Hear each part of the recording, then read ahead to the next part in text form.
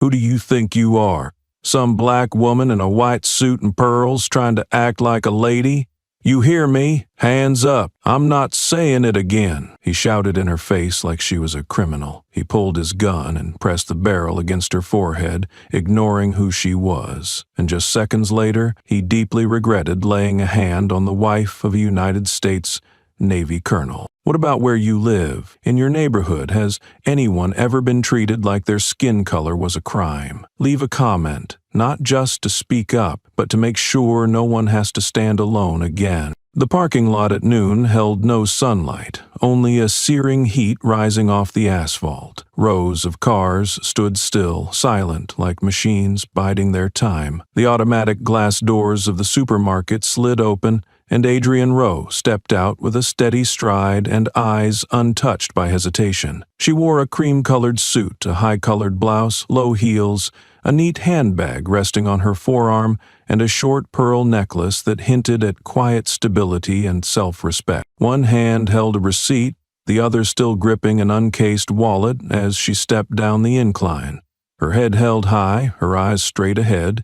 She didn't glance around or slow her pace for any stare that might follow. She was walking toward her silver sedan when a sharp shout from the opposite direction tore through the still air like a sudden strike to the nape. "Stop right there, black woman!" Command cracked out, short and cutting, echoing across the lot like a slammed fist in an empty room. Adrienne froze for a second, startled. The voice didn't belong to a request, nor did it carry the professionalism of civil authority. It reeked of violence, wrapped in the shell of language. A man in a police uniform was walking straight toward her. His eyes held no inquiry, no caution, only the certainty of a decision already made. She was guilty because of her skin. He marched faster, each bootstep hitting the pavement with the force of a pursuer. He didn't flash a badge, didn't offer any request, didn't ask the standard question, "Excuse me, ma'am, could you stop for a moment?" The first thing he did as he approached was draw his gun from its holster and aim it directly at her forehead, at a distance close enough that she could see the scratch marks lining the barrel. "Hands up!" Adrienne didn't raise her hands. She had just exited a grocery store, the receipt still in hand. No alarms had gone off, no disturbance had occurred, nothing unusual, besides the trembling gun in front of her and an officer wearing the expression of someone who had finally found a reason to ruin his day on someone else's back. He growled, "You hear me? Hands up. I'm saying it one last time." She looked straight into his eyes, as if trying to find a trace of humanity behind the cold surface. But what she saw came closer to pleasure, the kind of pleasure taken in holding absolute control. He didn't look at her as a person. He looked at her as a threat to be eliminated. "I saw you sneaking around the aisles," he continued. "You think I don't know your kind's tricks? Fancy clothes, designer bags, acting all ladylike. For what? To hide something, isn't that right?" Adrienne didn't respond, because responding would mean acknowledging that his words deserved an answer. She shifted her body half a step, not back or forward, just enough to regain balance. He noticed and let out a sharp, short laugh. "Oh, you're scared now? Good!" The gun stayed pointed at her face. He stood less than an arm's length away.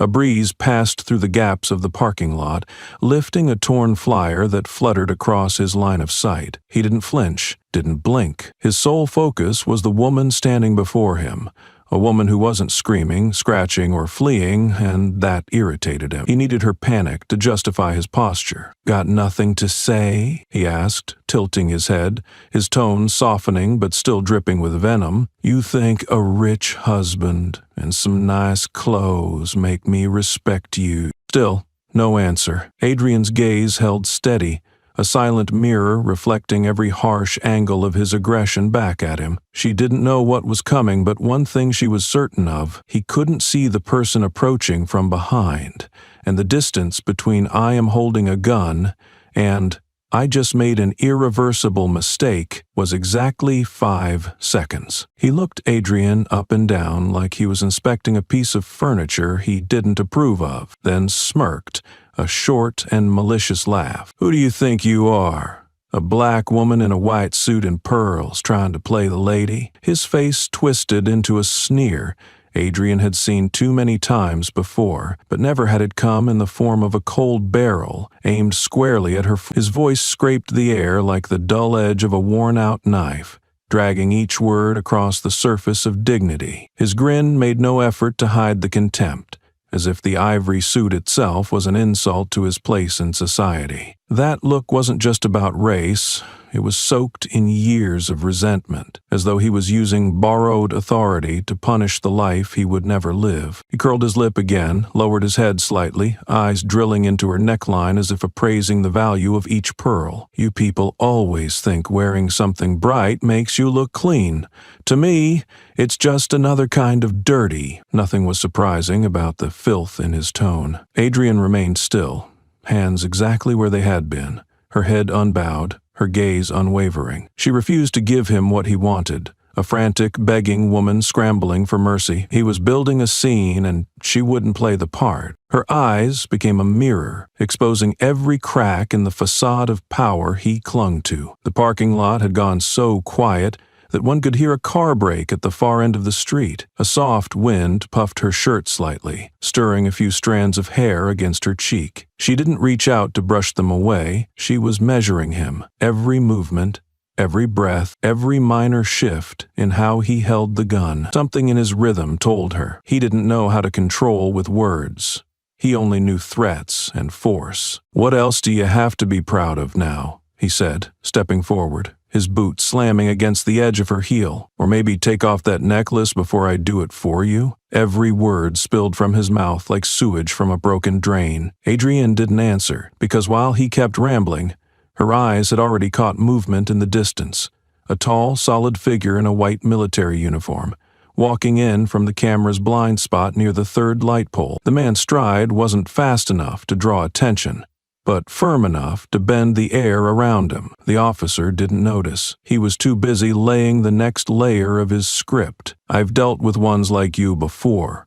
That whole educated act is fake. Your heads are full of lies and resist." Adrienne still didn't look at him. Her eyes had locked onto the white shoulder fabric, the metals catching the rhythm of each step. The man was walking like he was inspecting a lineup. Steady, calm, deliberate. He carried no weapon, yet each footstep squeezed the space between Adrian and the barrel tighter. The cop stood square in the middle, back turned to the man, clueless that his safety zone was vanishing by the second. He kept talking. "When I ask you a question and you don't answer, that's contempt of law. Or do you think someone's coming to save you? Ain't no one around here gonna save your ass." Before he could finish the last word, a deep male voice came from behind, not loud, not angry, just clear like a fact finally about to come true. "You're pointing a gun at my wife." Adrienne didn't turn. She kept her gaze fixed forward, lips pressed lightly as if she knew exactly how long she needed to stay still for everything to unfold at the right time. Things had begun to shift, and from this moment on, control no longer belonged to the man holding the gun. His grip tightened around the gun. A faint hiss slipped from the cold barrel aimed dead center at Adrienne's forehead, only inches from her face. He clenched his teeth and growled, "I've shot plenty like you before. You want to be another black corpse?" His voice no longer resembled language. It had become an abrasion. It slid through the air like a bullet seeking a new target. In his eyes was a kind of numbness born not of duty but of appetite. He didn't threaten to subdue. He threatened to savor each trace of fear, each twitch in the muscles of his victim, anticipating the first shot. But this time he saw none of it. Adrienne showed no signs of panic or fear. Her eyes held no fright. The only thing she did was tilt her head slightly, as if considering a thought that had just crystallized in her mind. She spoke, softer than a breath. "You're being recorded." Just 4 words. He paused for a fraction of a second, a sliver of hesitation, but real. Like a wild animal suddenly sensing it's being watched, his eyes flicked around, first to her hand, then to the parking lot, scanning light poles, roof corners, and the line of short trees. "Recorded?" he muttered, voice lower like he intended the words only for the two of them. Adrienne didn't move. Her stance was neither aggressive nor passive, It made clear she wasn't apologizing for being present, and she had no intention of asking permission to exist. A blink, then he began shouting again, louder, faster, as if trying to drown out that crack in his performance. "I don't care who's filming. You think some trash clip online is going to stop me? I've been recorded before. And what did you all think? That we're scared? I shoot, then I write the report. That's it." He stepped forward half a step. The barrel was now so close that Adrian could feel the dampness from his palm warming the metal. His eyes twitched, a hairline fracture forming in his usual certainty. Beneath the hostility, cracks of a man losing the high ground began to show. Adrian looked at him, not just with her eyes this time. She allowed a half smile. It wasn't mocking, nor submissive. It was the smile of someone who knew what was coming and didn't need to explain. She stood there, watching, like a mirror that didn't flinch. Behind them, the sound of deliberate footsteps grew louder. The officer hadn't noticed, too busy funneling his rage through the barrel. "Stay right there," he barked. "One move. That's all I need to pull the trigger." And that's when the camera will get one more scene to submit to the federal investigation, Adrian replied, her voice now clear, cutting into the tense air between them. His shoulders jerked. Hesitation crept into his breathing. "You don't know who's watching, do you?" she continued, voice steady. "Could be a witness, it could be a child, it could be someone in the control tower. Or maybe..." A single footstep landed close, solid, intentional. It shifted the mood without touching the ground hard. Adrian stopped speaking. He hadn't turned yet, but this time the gun didn't inch forward. And for the first time since stepping out of the store, Adrian lifted her chin slightly, eyes aimed just over his shoulder, where a white uniform had entered the frame, close enough to reset the entire equation. A voice spoke from behind, slicing through the charged air between muzzle and face. "She is not alone!" The tone was low, measured, and crisp, like a command issued from the bridge of a ship. Each word dropped with surgical precision, as though preloaded into a chamber and fired into the spine. The officer jerked his head around, a clumsy motion fueled by too much force, like a beast realizing too late it had turned its back on the real threat. About 5 meters behind him stood a tall black man in full white naval dress uniform, emerging from the shade. His frame was solid, broad-shouldered, carved by the discipline of a soldier who never needed to shout to be obeyed. His uniform sat perfectly aligned, metals gleaming across his chest, and the collar so sharp it caught the light like a blade. The atmosphere shifted the moment he stepped into the invisible frame of the scene. No one needed to say who he was or why he was there. The way he walked explained everything. The officer immediately tilted his gun to the side, not lowering it entirely, but no longer steady. His eyes darted between two directions, like a compass needle spinning wildly under too many magnetic pulls. The man took 2 more steps. Each footfall on the concrete landed with a sharp, clear sound like a striking bell. No one spoke, but it was easy to sense the officer was wondering, "Who am I dealing with?" The man stopped about 6 feet from Adrienne and the officer, a perfect distance, not close enough to provoke, not far enough to be ignored. His eyes did not look at the weapon nor Adrienne. They locked directly onto the officer's gaze, as if he had already calculated every possible move. It was not the stare of an angry husband. It was the stare of someone who had seen too many injustices brushed aside and was done speaking gently. "What do you think you're doing?" he asked, voice steady as steel, each word struck with surgical clarity, needing no repetition. The officer faltered, his voice slipping. "I suspected the subject was behaving suspiciously." The man didn't blink. "She's holding a receipt and a shopping bag. You're holding a gun. Tell me where the suspicious behavior is." The officer glanced at the weapon in his hand. His finger was still on the trigger. He had been holding it like that since he first drew, and now his palm was beginning to sweat. He inhaled, trying to recover his toughness, but the strain in his throat was visible. "I'm performing my duty," he said, but the words had lost all weight. "Do you know who I am?" the man asked, his eyes finally shifting down to the badge on the officer's sleeve. "No," the officer replied, his voice much smaller. Good. Let me introduce myself. He pulled a card from his chest pocket, holding its front side up to the light. I'm Colonel Walter Jefferson, United States Navy, and the woman you just pointed a gun at is my wife. A sentence struck the air like a hammer blow. No one spoke. The officer squinted, unsure if he was trying to read the card or hide the panic beginning to surface in his eyes. Walter stepped forward by half a pace, just enough to stand beside Adrienne, maintaining a precise space between her and the officer. He didn't speak because she knew you wouldn't listen. I'm here to make sure next time you have to. Adrienne still didn't turn toward him.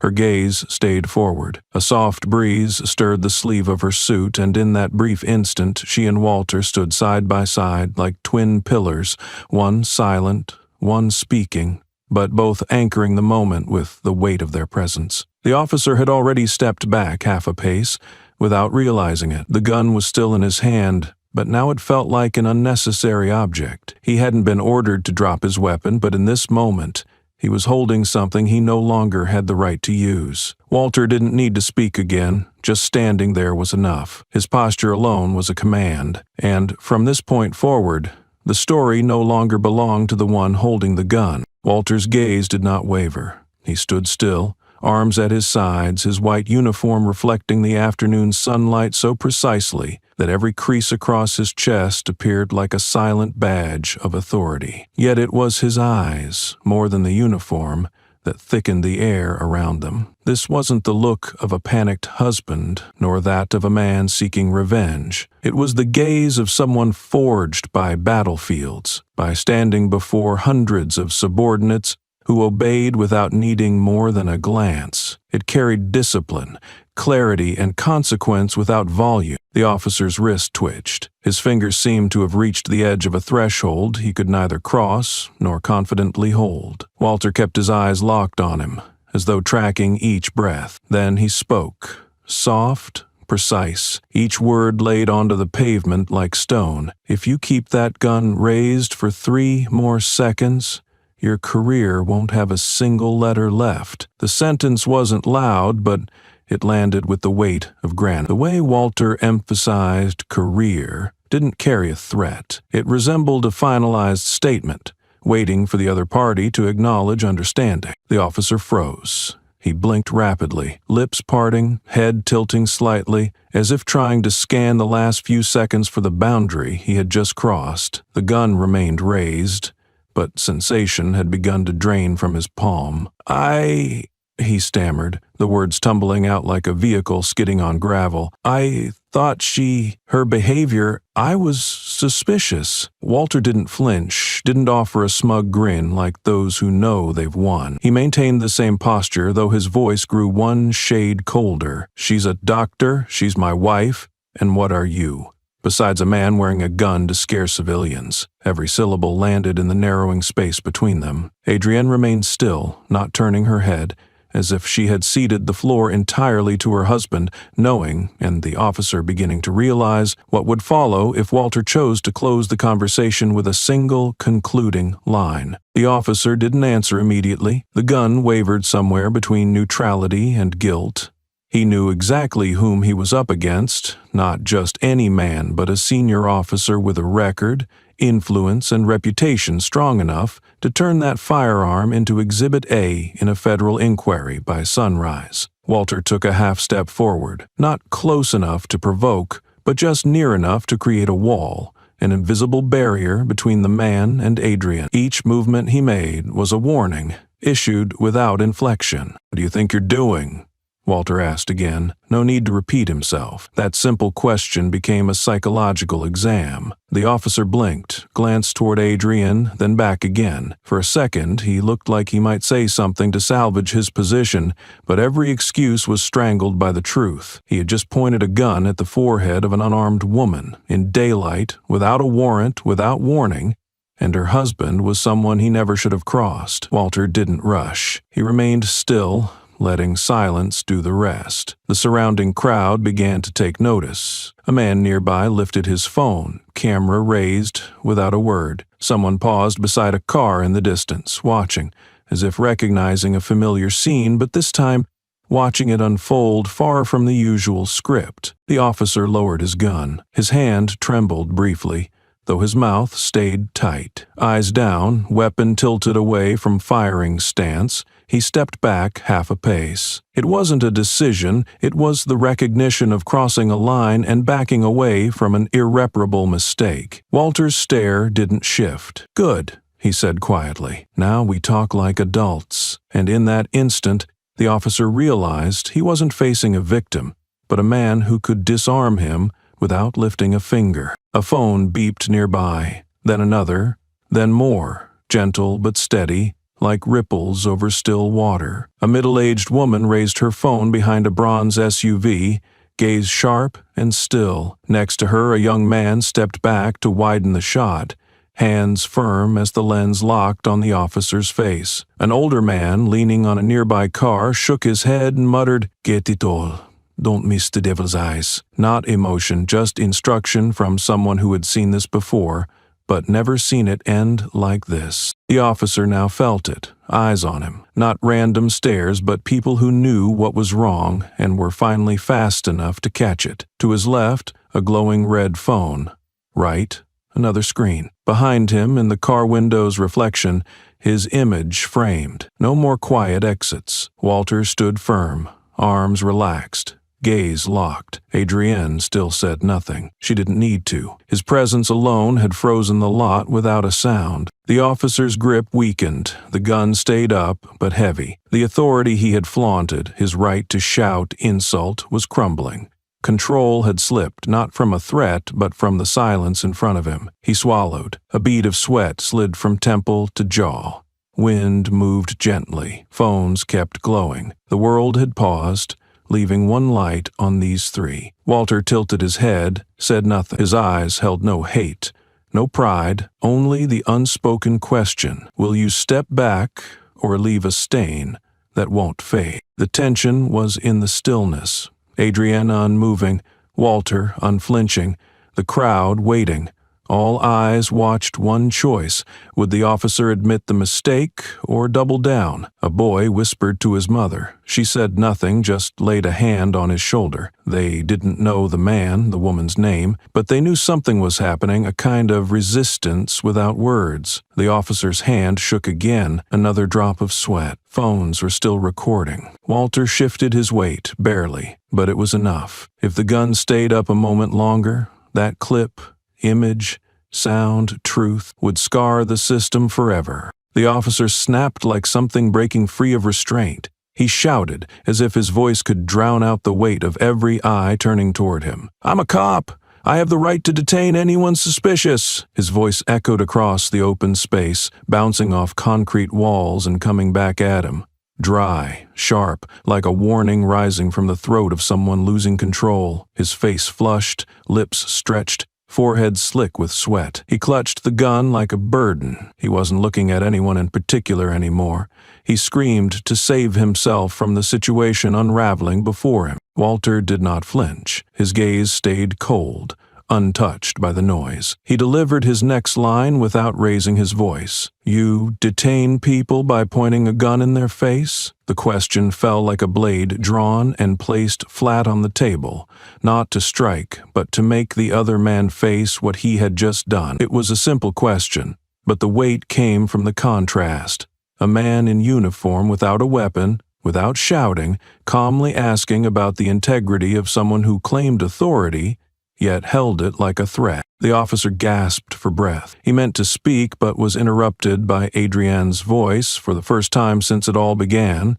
"And what exactly about me looked suspicious to you?" She didn't raise her tone, didn't emphasize anything, but each word landed clean and sharp, like they had been arranged long ago, waiting for the exact moment to be spoken. It wasn't a question meant for an answer. It was meant to be heard across the entire parking lot, for every phone recording to capture not only the images, but the motive no report would ever document. He glanced at her again, this time from a place no longer above her.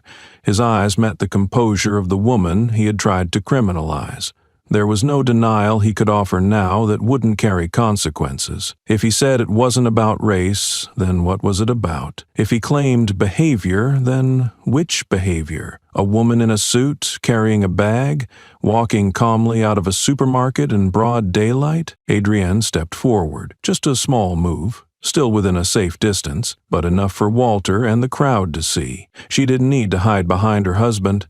She didn't need a man to speak for her. She could speak for herself, and had chosen the exact moment to say something undeniable. "I'm a doctor. I just got off my shift. I came to shop. I paid. I walked out. What about me was suspicious?" Adrienne held her gaze on the officer's face, not retreating. "Or was it because I didn't lower my head?" The officer pressed his lips together, his eyes clouded. No stance remained solid. The people filming didn't lower their cameras. Every second now was evidence. Every expression he made was a timestamp. Every word he uttered was a bridge between action and justification. Walter looked to his wife, then back to the man. He didn't need to add more. The facts were set, the angles framed, the silence filled with truth. If anything remained in motion, it was only the officer's desperate attempt to find an honorable escape from the pit he had dug. He stepped back. The movement was no longer reflex, it was a decision. His hand still held the gun, but it pointed downward now. He looked around, saw an elderly man still filming, a little girl clutching her mother's shirt, and sunlight catching the metals on Walter's chest like a verdict rendered without a gavel. Adrienne lowered her voice, just enough for him to hear, but no one else. "You could choose to stop here. Before the title on my chest outweighs the badge in your hand." But Walter didn't repeat it. He simply waited. And in that wait, the balance of power had shifted completely. No longer did it belong to the man who yelled he had the right, it belonged to those who had never raised their voices, but whose every word now left marks no one could erase. The officer's voice scratched the air like a key scraping stone. Still laced with bravado, panic, and denial, he tilted his head toward Adrienne, lips curling into a twisted grin, part defiance, part fear. "So what if your husband's military? I've pointed guns at generals before. You believe that?" He spoke like a man clinging to the last scrap of power, even as every retreat had exposed the truth. His words weren't for Adrienne. They were thrown into the air, hoping someone still feared him, but the response came from the crowd. "I believe," a voice said from the right. "We believe," the man repeated, stepping forward. His weathered face and knowing eyes made it clear he didn't need to explain who he was, because your face smells of innocent blood. The officer flinched, startled, scanning the crowd, not for support but for escape. Cameras were everywhere. The officer's hand jerked, his gun no longer pointed with conviction. Adrienne held her ground, silent but unshaken. Others had spoken now, confirming what she had endured. Walter stepped forward, positioning himself between the weapon and his wife. He didn't look for backup. He simply stood where the world needed to see the line between control and collapse. The hallway camera above clicked on. It hadn't caught the beginning, but it now recorded everything that mattered. Walter stood tall. His posture was a statement. The gun, no longer threatening, looked useless, like something forgotten by the man holding it. The officer tried to speak, but stopped when the camera light turned solid green. He knew what that meant. From this point on, every move was evidence. One mistake, and the recording would carry it forever. Walter remained still. The light behind him cast a sharp outline. Who stood to protect, who stood to harm, and who had already lost that right. Adrienne tilted her head slightly, eyes calm as if watching the final move of a match already lost. She didn't need to say anything. The moment spoke for itself, and the camera kept recording. No emotion, no edits, just the truth. A shaking gun, eyes that no longer commanded fear, a step that couldn't retreat, and one man, in uniform, who never raised his voice, yet made the other lower his weapon. The first clip uploaded online lasted just 30 seconds. It opened with a shot of Adrienne standing tall in the parking lot, holding her shopping bag, staring down the barrel of a gun. There was no introduction, no preamble. Everything started with a sharp silence broken only by the wind and distant footsteps. The camera tilted slightly. The person filming held it low but steady enough to capture the entire confrontation. The title attached to the clip was brief, no exclamation point, no clickbait, just 6 words. He pointed it at the wrong woman. A plain sentence, but it hit like an indictment. It appeared on social media like a cut so sharp you didn't realize you were bleeding until the second watch. The view count climbed by the second. In the comments, early reactions were skeptical, then stunned, and finally furious. But what made the video spread wasn't the shouting or the act of violence. It was the silence. A silence heavy with weight, holding steady at the moment people braced for collapse, but instead witnessed a figure unshaken, and the arrival of someone who shifted the power dynamic long tilted toward the armed. A user edited the video into a slow-motion cut, isolating the 5-second window to replay the moment. First, Adrienne's eyes, unflinching, unbowed, aligned directly with the gun. The wind teased her hair, creating an almost surreal image, as if she were not in a parking lot, but in a courtroom yet to seat its judge. The frame then shifted to the gun, still, unmoving, but heavy. The officer's hand trembled slightly, his trigger finger no longer as firm. He held something the whole world was watching, and that world was no longer silent. Finally, Walter's footsteps entered from the right. Just one step, timed perfectly as light from a car window flashed off the badge on his chest. A beam of light sliced across, and his figure came into full view.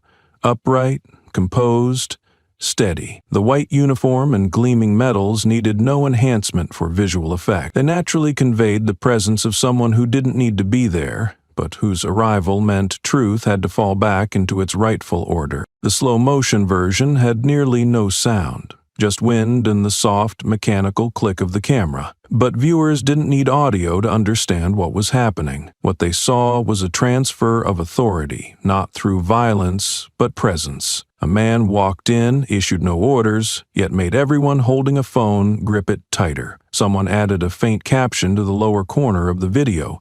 There is a difference between silence and presence. No one knew where the line came from, but it fit. It was reposted, quoted, and clipped tens of thousands of times in under an hour. Adrienne became a symbol not because she resisted, but because she stood her ground. Walter didn't become a hero by saving someone, but by stepping forward when others had turned away. Their moment together wasn't scripted, wasn't staged, needed no spokesperson. The camera recorded it, and the internet did the rest. From another angle, the original video, unedited, untrimmed, was sent directly to the Internal Affairs Division of the Federal Inspector's Office. The subject line of the email carried no commentary, just one line. Video starts at 0:13. No need to fast forward. And from that second onward, an investigation was launched not because an officer drew a gun, but because a woman didn't look away when he did. The first 3 hashtags began to appear sporadically after 10 minutes of the original clip being shared, but by the 30th minute they had surged straight to the top 5 spots on both of the largest platforms. No one launched a campaign, and there was no need for a media strategy blueprint. The phrases were typed out as reflex. 5 seconds to fall. Black calm power.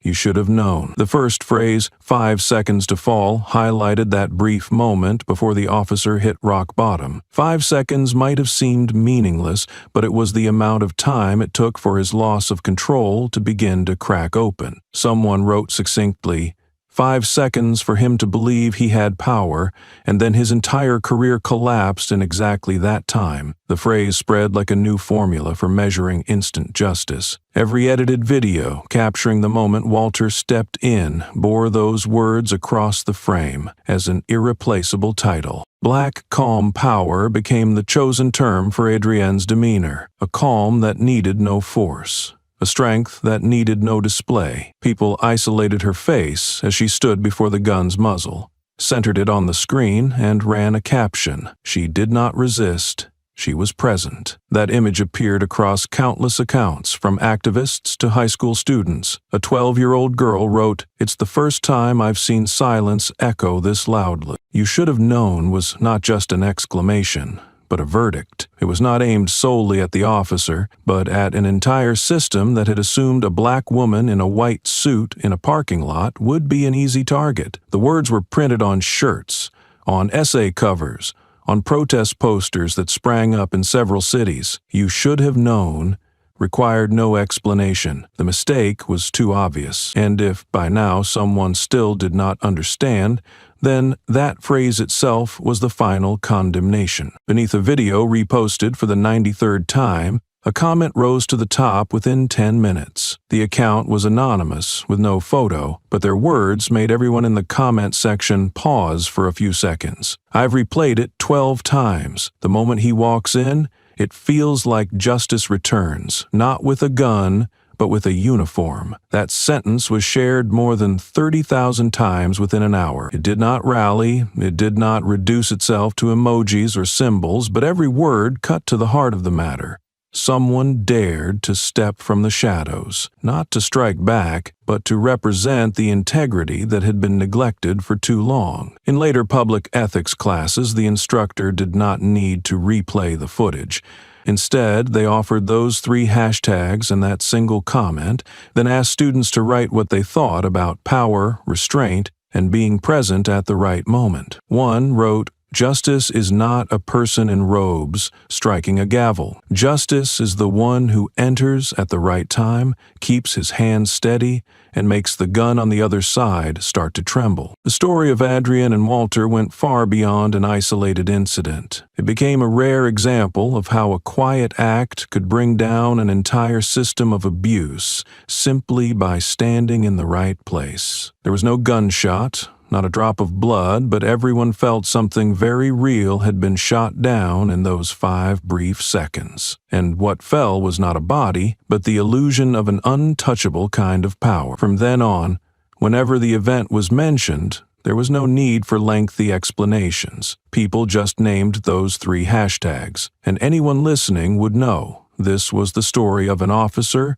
a woman, a husband, and of a moment when justice needed no gun to be recognized. The press release was issued the following morning, terse and cold enough to make it hard to believe it pertained to an event that was triggering a wave of national outrage. "Officer Park has been temporarily suspended pending an investigation into professional conduct," read the official bulletin from the City Police Department. No apology, no admission of wrongdoing, and not even a mention of the woman who had a gun pointed at her face just a day earlier. The wording was arranged like a jacket meant to cover a wound still fresh, as if the incident were not out of control, but merely a procedural detail requiring further review. The press swarmed outside police headquarters, firing questions about what exactly professional conduct meant, and why the officer from the video had not yet been detained. The spokesperson repeated the same line. The incident was under investigation. The media team tried every strategy to frame it as an internal matter, but the public didn't stay quiet. Clips were reshared, comments pinned, and hashtags remained among the top searches. And the simplest question, why such an action was referred to merely as a matter of professional review, still had no answer. Meanwhile, the one person the media most wanted to hear from remained almost entirely silent. Walter gave no interviews. He did not appear on television. He posted no personal statements. When a credentialed reporter from the Capitol came to the base requesting a brief conversation, Walter responded with a single slip of paper passed through the gate. "I'm not trying to be a hero, I just couldn't stay silent again." 7 words, no more, written in steady, slightly slanted handwriting that suggested he had thought carefully before committing them to paper. It wasn't a denial, nor a politician's humility. It was the clear response of someone who had watched too many wrongs unfold without stepping in soon enough. This time, he had stepped forward, and he needed no praise for doing so. The media tried to frame Walter as a symbol, the soldier defending his family, the ideal husband, the principled officer. But every time someone reached out for a statement, they received the same reply. He did not represent any system, nor did he wish to become the face of what should have been everyone's basic instinct. The Navy's Public Affairs Office was forced to hold a short briefing, clarifying that the incident bore no connection to any official duty and that Walter had acted in a personal capacity. Yet the more they tried to separate him from the event, the more inseparable he became from the moment he stepped into the frame. Because when justice appears, not through authority but through conviction, it refuses to remain in the background. Adrienne declined to speak to the press, but an internal recording from a closed-door meeting at City Hall later surfaced. Her voice was clear, devoid of bitterness, but her final sentence drew the entire room into an unusually long silence. "I don't need anyone to apologize to me. I just want to know, starting now, when a black woman walks out of a supermarket, will people see her as a customer or a suspect?" There was no applause. No one responded, but everyone present understood that they had just heard something no news report could ever capture in writing. It was the kind of truth that made people reconsider behaviors they once accepted as normal, like a random police check, a citizen turning away, a suspicious glance in a parking lot. All those small things, gathered together, created the circumstances for a woman to be forced to stand still in front of a gun and for a man to step forward and break that pattern. Officer Park still had not spoken. His attorney stated that his client was experiencing psychological stress and would fully cooperate with the investigation. But by now, the public was no longer waiting for his answer. The story had moved beyond the scope of one official and one personal mistake. It had become a milestone, and Walter, whether he wanted to or not, had become the marker of that moment, with the very values this system had neglected for too long, intervening at the right time, maintaining dignity in the right place, and remaining silent only when it was time to listen. The suspension of Officer Park did nothing to ease public outrage. On the contrary, pressure from the community, the media, and civil rights organizations forced the city to take an unprecedented step, establishing an independent oversight committee. The structure of this committee was announced publicly in the Tuesday morning news bulletin,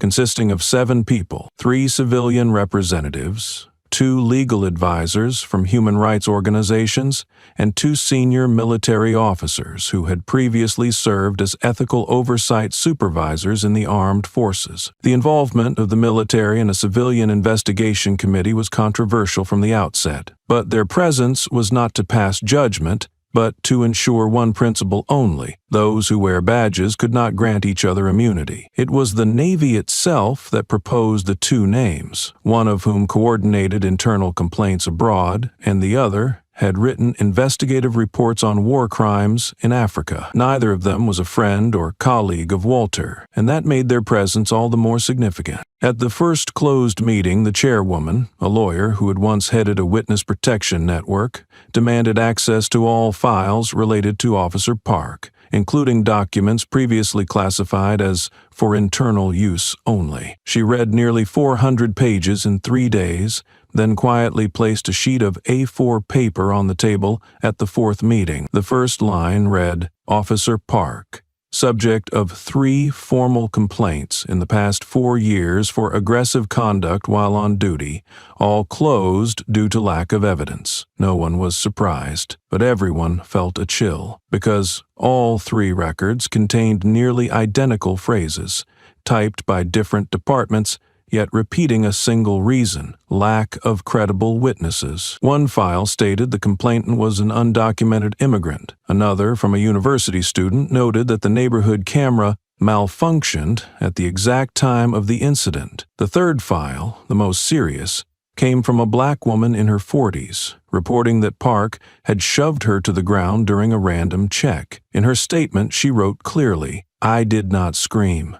I just asked why I was being stopped when I had done nothing wrong." None of these files were made public. Not a single case reached the courts. But when Park's actions in the clip with Adrienne were compared, no one needed further proof to realize this was not the first time. The committee requested all internal videos, including archived data from body cameras in the prior complaints. A legal advisor on the committee emphasized, if there have already been 3 previous incidents, then this is not an accident. It is a system that enables wrongdoing. That statement was quoted repeatedly on the news, printed in bold on the front page of a major newspaper, placed beside a blurred image of Park, the man whom the public was beginning to see not as a troubled individual, but as the finished product of a culture of protection. Walter did not take part in any aspect of the investigation. He filed no petitions, sought no favors, but his image, standing between Adrian and Park's gun, was the long shadow over the entire hearing. Each time a committee member reopened an old file, everyone could sense what the entire country had once witnessed. An officer who believed he had absolute power, his fear visible when confronted by a man who entered with nothing but unbreakable conviction. The committee had not yet concluded, but a leaked preliminary report showed they were considering an unprecedented proposal to permanently remove Officer Park from all law enforcement agencies, even in an administrative support role, because if someone who had been warned 3 times could still point a gun at an innocent woman in broad daylight, the question was no longer why did he do it, but who allowed him to do it all these years? And that answer, though late, could not be closed once again this time. The living room was quiet, with only the soft tick of the wall clock marking each passing minute. The yellow glow of the lamp cast warm light over the leather armrest, giving the space the stillness of undisturbed dust. Adrienne sat on the edge of the sofa, hands resting lightly on her knees, eyes fixed not on her husband, but on the small window across the room. Outside, the tree branches swayed in the wind, but inside, nothing broke the silence left by the question that had just been spoken. "You," she began, voice low but firm, "why were you silent that time when they shoved little Marcia onto the curb?" Walter looked up from the folder he'd been reading, his brow furrowed not from confusion but from the habit of filing that memory away in the locked drawer of his mind. That evening, 5 years ago, they were walking home together after a church graduation. Marcia was only 14, wearing a white dress, walking a few steps ahead, when 2 white officers stopped her for what they claimed was suspicious loitering. They shoved her to the curb, pinned her shoulder, and searched her bag in plain view. Walter had simply gripped Adrian's hand tighter, said nothing, and stepped nowhere. He stood still, just like dozens of others, and let the moment pass in silence. He closed the folder slowly, then turned to face her. In the dim, warm light, his eyes held a heaviness, not fatigue, but weight. It took him a while to respond, and when he did, his voice was nearly a whisper. "I wasn't the man you know today back then." Adrian turned to look at him, not blinking, not because the answer surprised her, but because the admission was what she had been waiting for. "Back then," Walter continued, "I wore a uniform. I held a rank. But in my head, I was still the young recruit, taught that silence was part of order. Every time I wanted to speak up, I heard that voice. Don't make trouble. You're an officer. You can't be the scandal in your unit." He paused, leaning back in the chair, one arm resting on the edge. His eyes never left hers. "I saw everything. And I stood still, and every day after, when I looked in the mirror, I didn't see the rank or medals. I saw a man who didn't protect a child because he was afraid of losing his job." The words made the room feel even quieter. Adrian inhaled softly, then gave a slight nod. She didn't bring up the incident again. She didn't blame him, but something opened in her gaze, not disappointment, but a new kind of trust, the kind that comes when long-awaited truths are finally voiced. "I don't need a husband who knows how to wield power," she said calmly. "I need a husband who knows when to kneel and shield." Walter nodded gently. "I know. And that night in the parking lot, I thought of Marcia. I thought about what would happen if I didn't move, that it would all happen again, only this time with you. So I stepped forward." There was no dramatic crescendo in that moment. No one cried. But something shifted in the space between them. From now on, not everyone needed to wear armor to be a shield. They just needed the courage to confront the silence they once accepted. A soft noise came from the kitchen as their cat leapt onto a chair, brushing against Adrian's leg. leg. She leaned down to pet it, her gaze no longer drifting. Walter rose and walked to the desk, reopening the folder, but before flipping to the next page, he picked up a pen and wrote a line in the corner of the first sheet. Not for display, not for anyone else to read. Just a line, like a vow that needed no witness. Next time, I won't stay silent. No tears were shed, no hands clasped, just two grown people sitting a short distance apart on a well-worn couch, under a ceiling light that had seen far more than it ever should. Adrienne turned slightly toward Walter, her voice steady like still water in a glass. Not everyone gets the privilege of fixing things with one big moment, she said, eyes on the ceiling. I don't resent you. I just need you not to turn away this time. The words weren't a confrontation, nor a test. They were a request that needed no explanation, because the listener already understood what was being asked.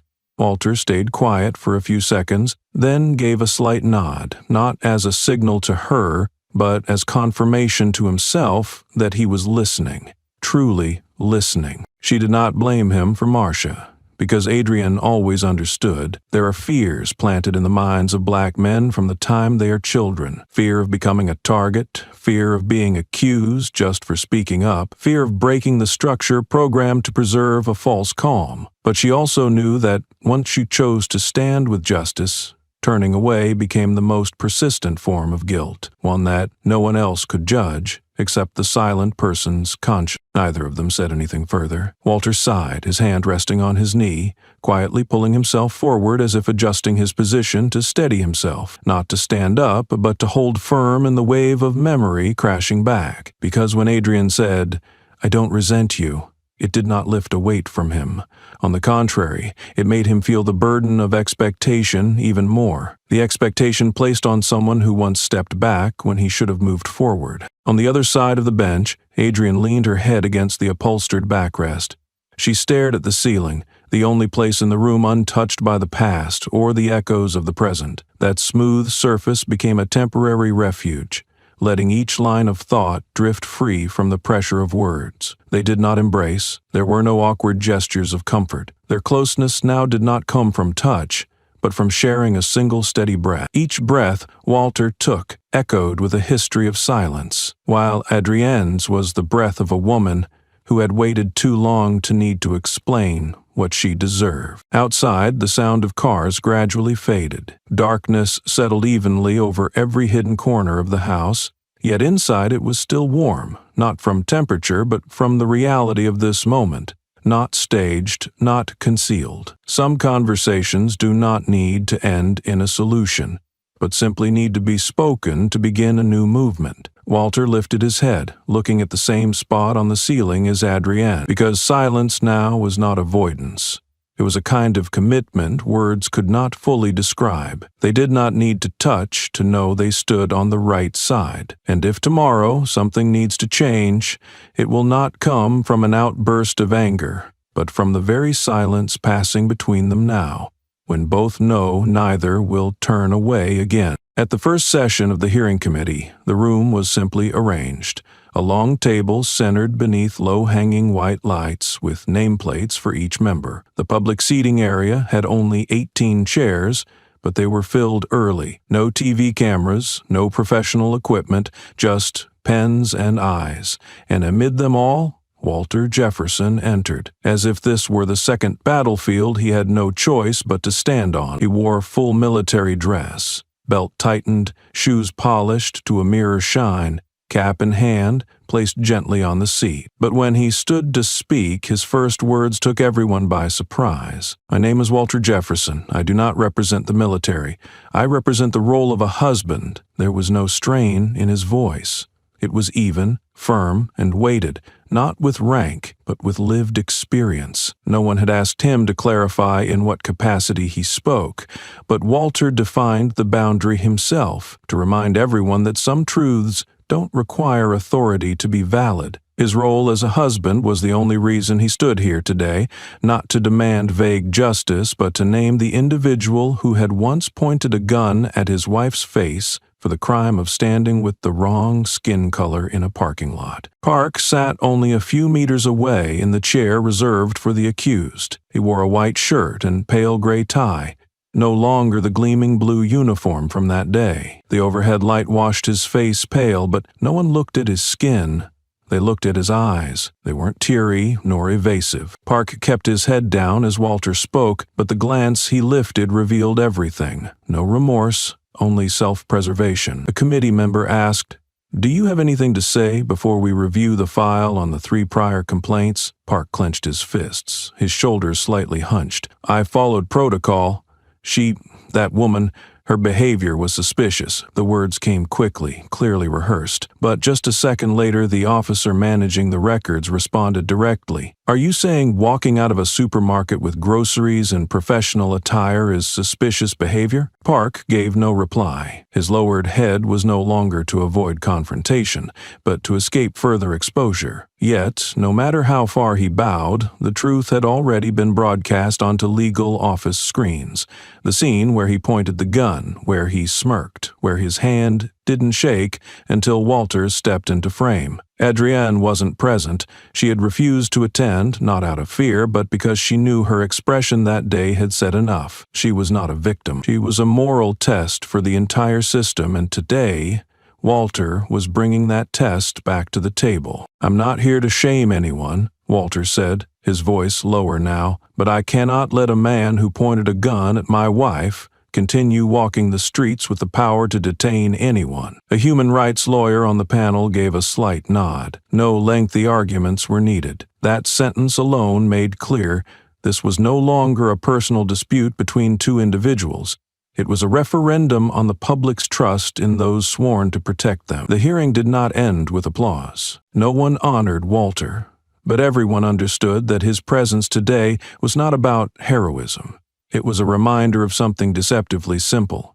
Honor does not reside in a uniform. It lies in the moment you choose to step forward when you witness wrongdoing, not because of your role, but because you are human. And once you step forward for what is right, the bowed eyes across from you will never rise again without shame. A final question pierced the room with an unusual silence. A delegate, an older woman, gray-streaked hair, voice slow but sharp, looked straight at Walter without blinking. "So what would you have done," she asked, "if she hadn't turned back to look at you that day?" A question that seemed simple, but carried more than one assumption. It was not only about the events of that day, but dug deeper into the mindset of a man who had stepped forward from behind, with eyes like a blade cutting straight through the self-satisfaction of the man holding the gun. Walter was silent for a few seconds. His eyes did not blink. His hands lay flat on the table, as straight as the uniform on his back. Then he answered. He did not lower his voice, nor raise it. His tone was steady and firm, as if every word had been written in his heart for a long time. "Then today you would be reading my obituary, not my incident report." His reply carried no expression, but the room immediately felt heavier,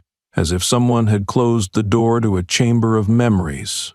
One sentence, but with the weight of a verdict. It was not directed at the officer in front of him, but at the entire system that had believed skin color was the only factor in determining someone's danger. No one on the committee interrupted after that. The female delegate nodded lightly, then looked down at her papers. She did not ask further, because she understood. Sometimes a brief answer reveals more of the truth than 100 pages of testimony. Park still kept his head down, but for a moment, just a flicker, he looked up and glanced at Walter. That gaze no longer held arrogance. It was tinged with doubt, as if he was no longer sure whether the other man was truly willing to make such a sacrifice. But when he looked into Walter's eyes, steady as a wall, any doubts quietly disappeared. Another man on the committee, a retired senior officer, folded his arms across his chest, murmuring just loudly enough to be heard, "Just one turn of the head, and everything changes." People often talk about courage as if it is a dramatic moment, with shouts and heroic acts, but the moment Walter described was very quiet. A woman turned her head, a man stepped forward, there was no gunfire, no scenes of fighting back. Only the right action is done at the right moment, and if it had not been for that glance, if Adrienne had not turned, if she had not known someone was approaching, then perhaps blood would have been spilled, and Walter might only have been remembered through a viral clip tagged "Gone for Love." The essence of the answer was neither a threat nor an embellishment.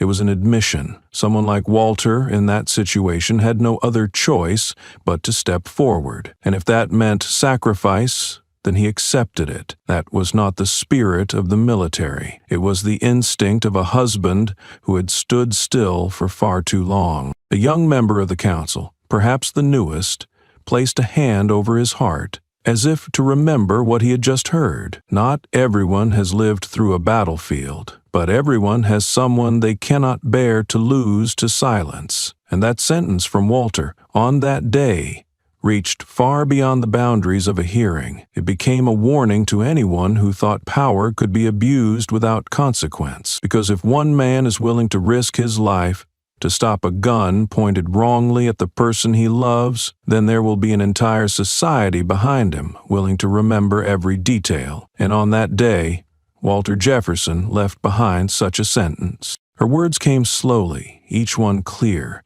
as if Adrienne wasn't giving a statement but laying down a declaration. There was no trembling, no bitterness, only a cadence sharpened by years of restrained silence, a voice that caused the entire courtroom to pause. "I don't want to destroy anyone's career," she said, looking directly at the highest-ranking official in the room. "I want this system to stop destroying innocent people." No one spoke immediately afterward. Even the rustling of the clerk's papers ceased. All eyes turned toward the woman standing between two rows of seats, in a crisp white dress, hair neatly pinned up, not shouting, not theatrical. And precisely because of that, Adrienne's words struck the room like a clean blow, not by force, but by precision. The judge, a white man in his 60s, with evenly silvered hair and black robes hanging over his hands, had been flipping through files attentively, but after hearing that, he set down his gavel, leaned back in his chair, and kept his eyes fixed on the woman before him. He didn't bang the gavel, didn't interrupt her, he simply sat there, as if reassessing the very concept of justice just voiced by the person who was supposed to be the central victim. There was no applause in the courtroom. This wasn't a stage. But the way the lawyers looked at one another, the way a few reporters gripped their pens tightly, and the way Walter kept his eyes on his wife showed that something had just shifted, not toward anger, but toward unwavering clarity. Adrienne offered no evidence. She didn't recount additional details of the incident, didn't describe the gun pressed to her face, the humiliating gaze, or the trembling that followed. She came here to say one thing. If everyone focused solely on punishing a single individual and ignored the system that bred such behavior, then this hearing would turn into a play with a predictable script. The judge didn't cut her off, as he had done with other overextended statements.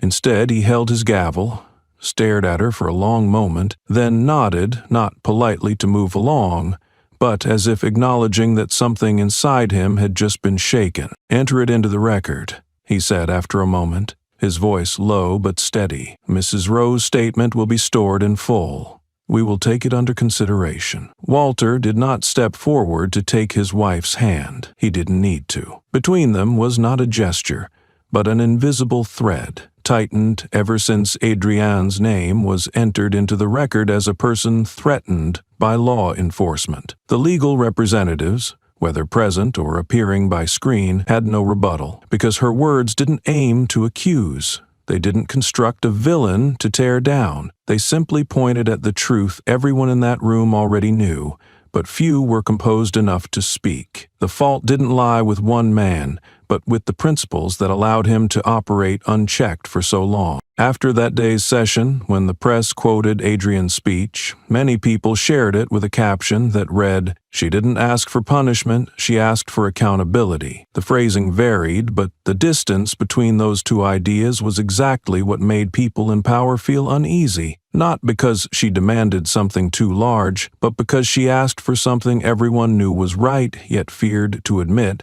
because it struck too close to a kind of morality that had long been asleep. And that day, Adrienne did not apologize for surviving. She did not shrink back to soothe anyone, either. She stood there, in the straight light of the courtroom ceiling, turning herself into a mirror, not to reflect Park's guilt, but to shine straight into the silence that had nurtured him all these years. Park gripped the table, his nails digging into the soft skin below each knuckle. He looked up, his breath coming in quick bursts, his throat straining each word as if he had to force his resentment through a fence of rotted pride. His voice did not sound like justification, but like one last desperate scratch at the walls collapsing around him. "You planned everything," he said, his eyes fixed on Adrienne as if searching for a final scapegoat in the only person who had done nothing. "You wanted me destroyed. This whole thing is a trap." The room did not react. No one spoke up. Because what Park said was not shocking. It was simply the usual flailing of someone used to power, forced to face the consequences of his actions. Adrienne still stood tall, her hand resting lightly on the back of the chair in front. She did not step back, nor forward. But her reply made the air sink a shade deeper. "No," she said, her eyes never leaving the face of the man who had once aimed a gun at her forehead. "I just stood still. You were the one who pulled the trigger." Each word she spoke needed no emphasis, no sign of satisfaction, no hint of triumph. That was precisely why her answer cut through every attempt of Park's to play the victim. A minute-taker looked up, hand pausing above the keyboard, as if needing a second to capture each word perfectly. The whole room felt the undercurrent in those words. It was not just for Park. It was for anyone who had ever looked at a black woman and mistaken her silence for weakness. She did not scream, did not rush to tear off the mask of the wrongdoer. She simply let the truth arrive at its own time, at its rhythm, and set it before the entire system as an irrefutable piece of evidence. Park opened his mouth to speak again, but no words carried enough weight to deny something so brutally simple. There was no trap. He was the one who pulled the trigger, not just once, but for years, through tolerated behavior, careless words on late-night shifts, and cold eyes folding up and ignoring every complaint. Walter sat below, fists clenched on his knees. He did not interfere. He did not need to know. Adrienne's answer was as precise as a command, and he knew his role was no longer to shield, but to step back and let her stand in the light. A committee member, silent since the start, gently pulled the microphone toward himself. He was a former chief judge who had participated in 3 investigations into abuse of power, but had never witnessed a hearing where the heaviest truth was wrapped in a single sentence. He nodded toward Adrienne. "I think," he said slowly, "we have heard enough." That sentence did not merely mark the end of a session. It was a milestone, a rare moment in a courtroom when the person with the least power was the one to put a full stop to wrongdoing the system had long turned away from. Park leaned back, his eyes now emptied, no longer hard but hollow. Perhaps for the first time in his career as a police officer, he had to face consequences he could not trample or push aside with authority or a weapon, because this time the consequences did not come from anyone else. They came from his actions and from a woman who chose to stand still but stood in the right place at the right time and with the dignity of a person who would not bow her head. That day, justice did not raise a fist. It simply told the truth, and sometimes, as Adrienne did, speaking the truth in a room of power is the clearest way to make the guilty lower their heads, not with shouts, but with consequences that cannot be shaken off. The sentence was delivered in a room as still as stone. The judge's voice came steady, clear, without emphasis, without hesitation. 30 years in federal prison. 1 second later, the clapping began. 1 beat at a time, not loud, not furious, but heavy like judgment drums echoing through the soul. The hands did not chant slogans, no one stood up, no one shouted words like justice or victory. They just sat and clapped, rhythmically, resonating like a cleansing sound, as if each strike into the air was a reminder. This should have ended long ago. Park sat motionless, his eyes blank, fixed on the void in front of him. He did not scream, did not protest. His silence was no longer defiance, but the clearest sign of someone who finally understood the game was over. No back doors, no allies in the shadows, no system left strong enough to shield him. Every path had closed the moment he pointed a gun at the forehead of someone who held nothing but honor and dignity. Adrienne did not turn to look at Park. She did not react when the sentence was read. Her eyes blinked once, then rested on Walter's hand, gently curled. No words needed to be exchanged. The answer had lived in the long days before this, days where they didn't need to prove anything, only stand upright long enough for the system to adjust itself to their presence. Walter gave a small nod, his gaze sweeping across the room. There were everyday citizens. There were former service members.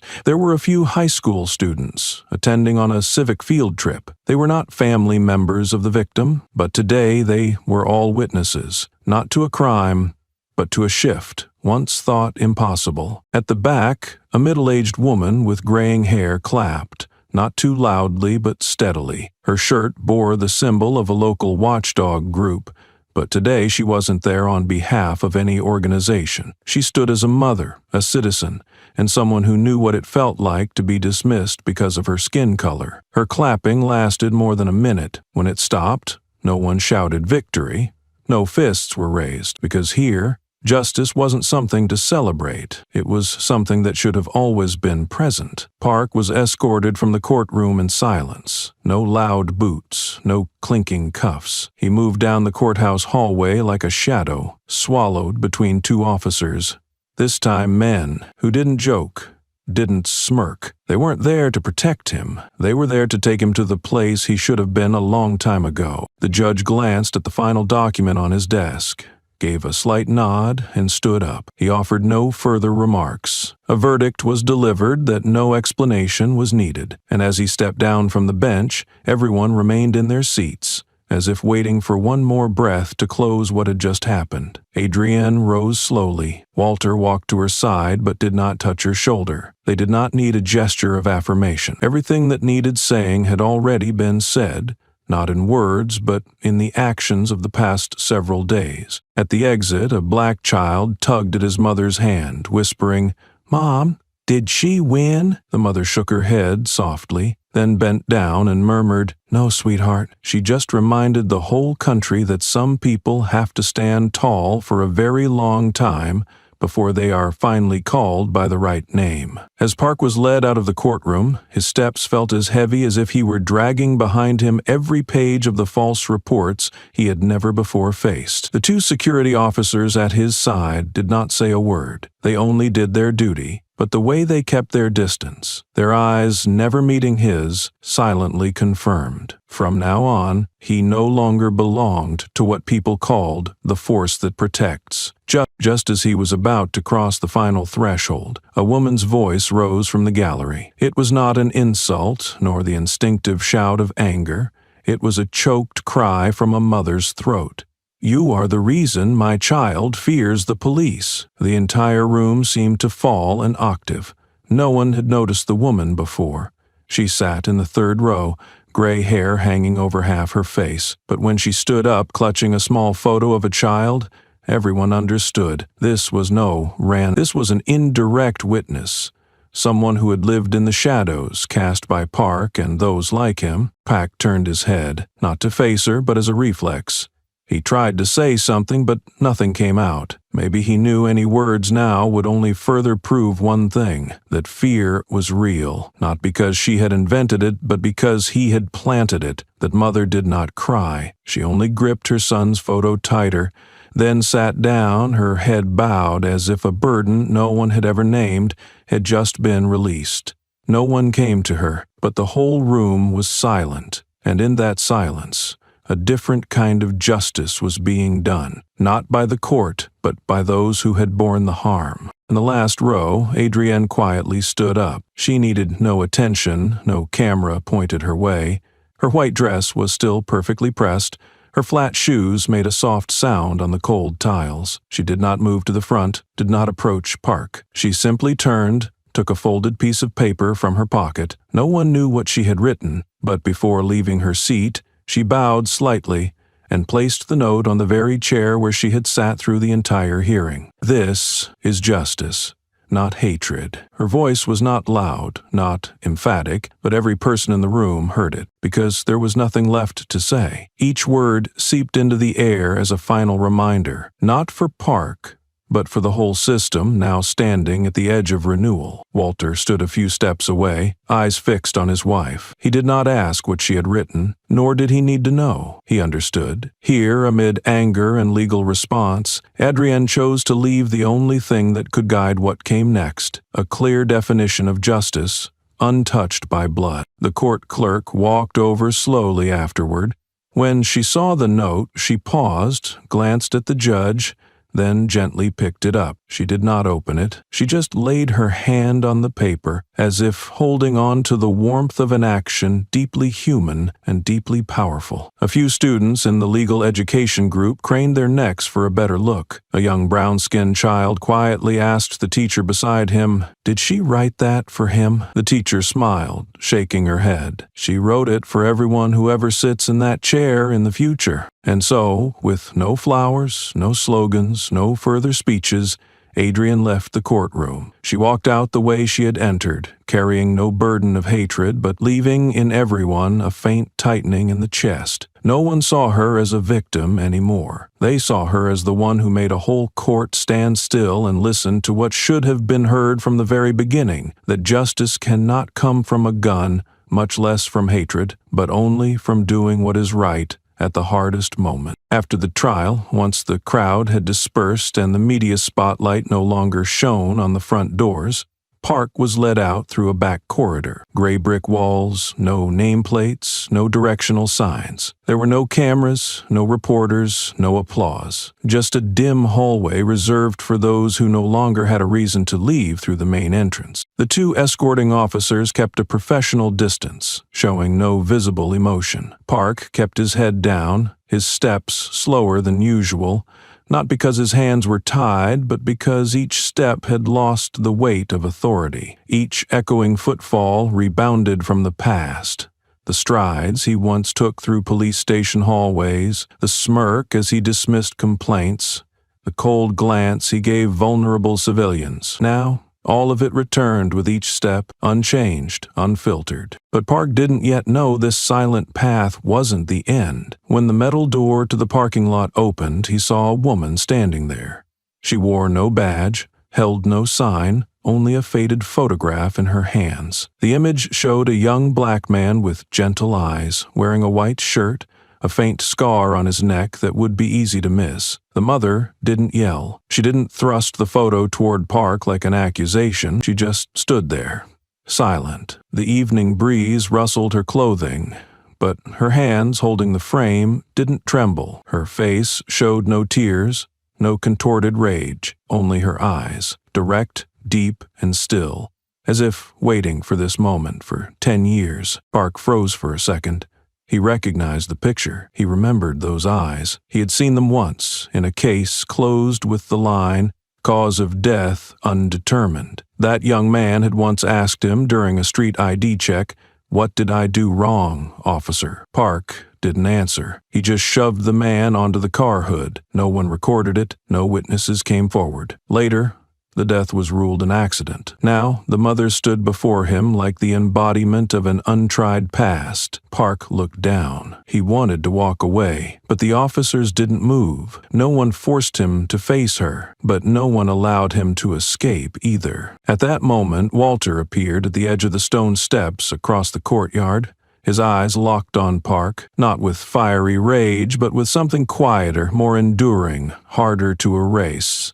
A refusal to forgive that needed no words. When Park turned away to step into the car, Walter remained unblinking. And in that moment when their eyes met, something unspoken settled. The one who once instilled fear could never expect forgiveness from those who had lived through it. In that courthouse yard, under a sky without spotlights, there were only 3 figures: a man exposed, a husband still carrying the pain, and a mother representing the hundreds who had buried sons without ever learning the name behind the gun. The engine started, The door shut. The mother didn't move. Walter stayed where he was until the taillights vanished behind the concrete wall, and when he turned away, his right hand clenched, not to strike, but to remember the face, the eyes, and the very moment when justice needed no punch to exist. She returned home in the late afternoon, just as the sun dipped behind the trees across the street,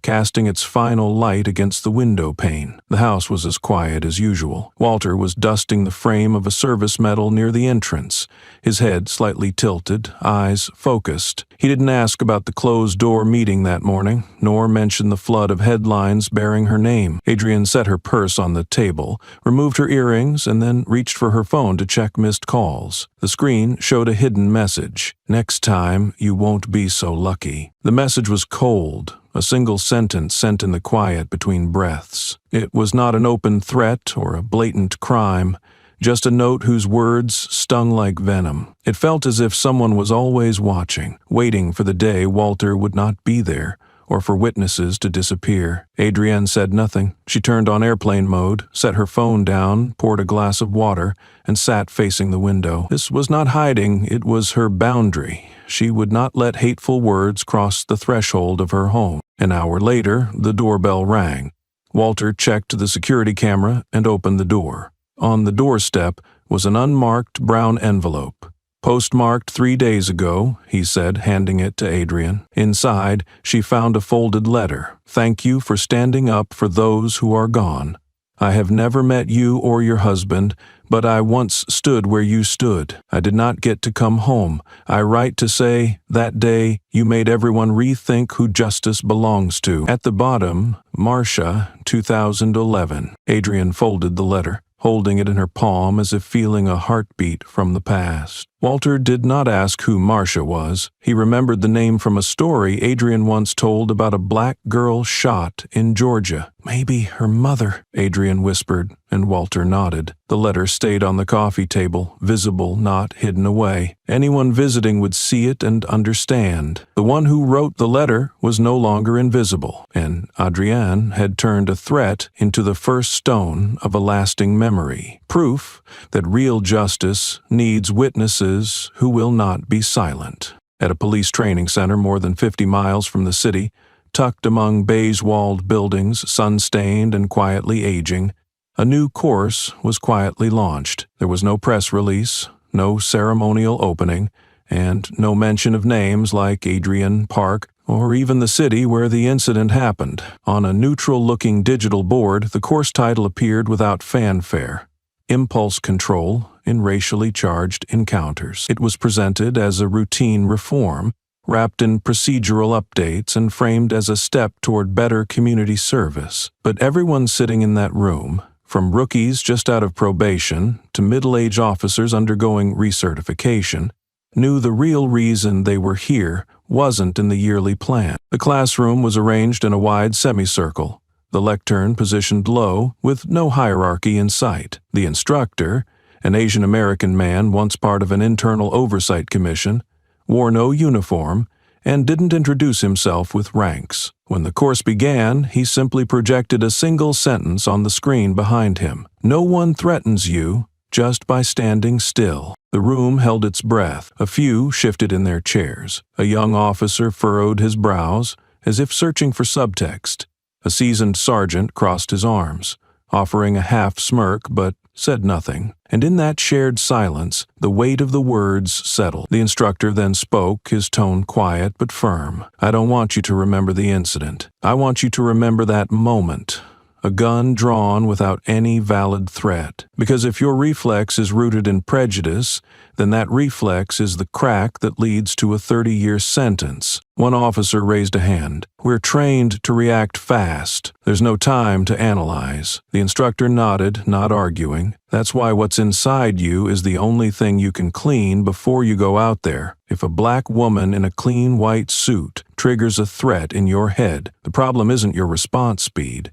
The problem is the lens you're reacting through. Another trainee, speaking more softly, asked, "Are we being blamed if someone stands still and we misread it?" The instructor stepped off the platform and walked into the seats. You can misread, but misreading with your finger on the trigger is a choice. Doubt is human. Doubt with a loaded weapon is a decision. And that decision, once made, doesn't just stay with you. It changes someone else's life. At the end of the session, written surveys asked one final question. When you're under pressure, what image flashes in your mind first? Someone holding a knife or someone with unfamiliar skin? The name Adrienne never appeared in the lesson. Neither did Park. But as the trainees exited the room and walked toward the parking lot, some slowed down when passing an older black janitor sweeping near the entrance. They didn't nod, they didn't look away, they just looked, fully, quietly, and for the first time, not through a protocol, but through presence. Inside the admin office, the instructor powered down his laptop, printed one sentence, and pinned it to the shared bulletin board between schedules and supply forms. It was the same line from the start, but now, in that space where policy met memory, it read differently, like a quiet command etched by everything left unsaid. No one threatens you just by standing still. And beneath it, in red ink, he added a smaller line, "But you can destroy your honor if you do not learn to stand still before you judge." A hand was raised from the fourth row, the voice of a new trainee, still carrying a hint of youth. Not exactly challenging, but filled with doubt. "What if I do not draw my gun and get attacked? We are taught to protect ourselves first." That question made a few heads turn. Some eyes dropped, while others seemed to wait to see how the instructor would answer. But he was neither angry nor judgmental. He simply took a step toward the trainee, hands clasped behind his back, and replied in a tone hard to define. "If you do not discriminate, you might not be attacked. Most conflicts do not begin with actions, they start with a look. If your eyes already carry fear of a group, your reactions will never be fair." A moment of silence settled over the class. Like dust gathering on an old metal, his voice continued, slower, as if wanting to engrave each word into the minds before him. "Remember this: a person standing still, not raising their hands, not cursing, not armed, has never been a threat to a fully armed officer. The threat only appears when your mind creates it because of skin color, manner, or prejudices planted long before you put on the uniform." At the back of the room, near the filing cabinet, was a small photo board. No name, no caption, no decoration. A single photo was posted against the white background. A black woman in a white suit, a string of pearls tight around her neck. Both hands slightly raised, but her gaze steady. There was no context, no weapon, no tears, no pleading expression, only a look that made anyone feel exposed when facing it. One member of the class walked toward it. He was not someone easily moved. His shoulder still bore scars from his first internship, his manner firm, the way many young people in the field try to be. But this time he did not act tough. He stepped forward, stopped in front of the photo, and placed a hand gently on the lower edge of the frame. No one told him to. There was no rule requiring interaction with that picture, but he did so. A reflex acknowledging he was facing something that had once been dismissed. Across the room, the instructor watched, but said nothing more. He allowed the room to settle into its most natural state. No slogans, no lesson, reduced to 3 lines. Just a moment when a young person laid a hand on the image of a woman who nearly lost her life because someone decided her stillness was reason enough to ready a weapon. In the middle of the room, slanted sunlight from the window fell across the empty seats, quietly casting the photo's shadow on the desk ahead. Silent, nameless image, but enough for those in uniform to realize, sometimes, the greatest lesson is not in how quickly you draw your weapon, but in how long you dare to keep it holstered, long enough to see who is truly standing before you.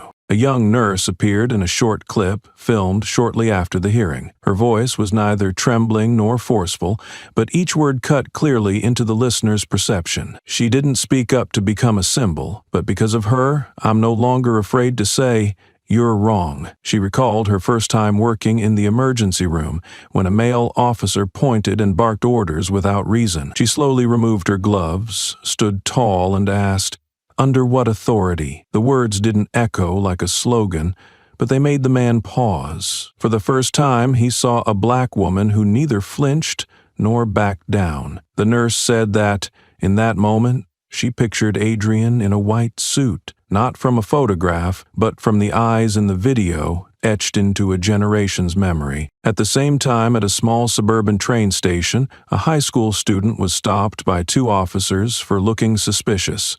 He wore a backpack and a school uniform, nothing remarkable except for his brown skin and direct gaze. When one officer reached for his weapon, the boy pulled out his phone and started recording. He didn't tremble or shout. The clip lasted 2 minutes. He barely spoke, only stood still, maintaining the same gaze seen in the clip shared by the entire community. When asked why he did it, he said, "I knew I had no gun. I just had eyes like hers." Two small stories. Two people who never met, but both shared the same posture, standing still, not in the name of something grand, but simply refusing to be humiliated again. Their actions didn't make them heroes, but they helped others understand that justice sometimes begins with staying upright, even when unprotected. And so, Adrian's story, though never aired on television, spread in a way no system could contain, through gazes passed from person to person, through silences that no longer meant submission, but marked the start of a new kind of defiance. Among thousands of videos and countless comments, no one called her a victim. They called her the reason. And that reason didn't come from force or demands, but from the fact that she didn't step back, even with a gun at her face. In her, people saw something generations of black women had lost: the right to stand tall before a threat, the right not to become an apology for something they never did wrong. Now, even though Adrienne no longer appears, refusing interviews and skipping public events, scattered acts continue to recall that moment. A woman in a white suit, standing still, unwavering eyes, shaking an entire system. She no longer needs to speak because others have learned to speak for her, not with rage, but with stance, not with slogans, but by refusing to bow. A social media account with a plain white dot on a black background gained attention weeks after the trial. No real name, no clear profile picture. The person behind it introduced themselves with a single line: "I once had a gun to my head, and I stood still." The first post, titled "Silent Resistors," didn't romanticize pain or glorify suffering, but aimed to restore dignity to those who chose not to kneel. Each entry was a real story, submitted by followers.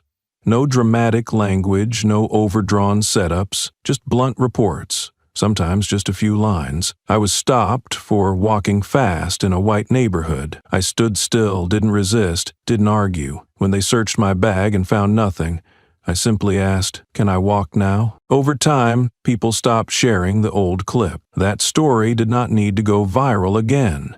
It had moved beyond the cycle of trends to become an instinct in daily life. A mother pulled her child close at the sight of injustice and said, "Look carefully, do not turn away."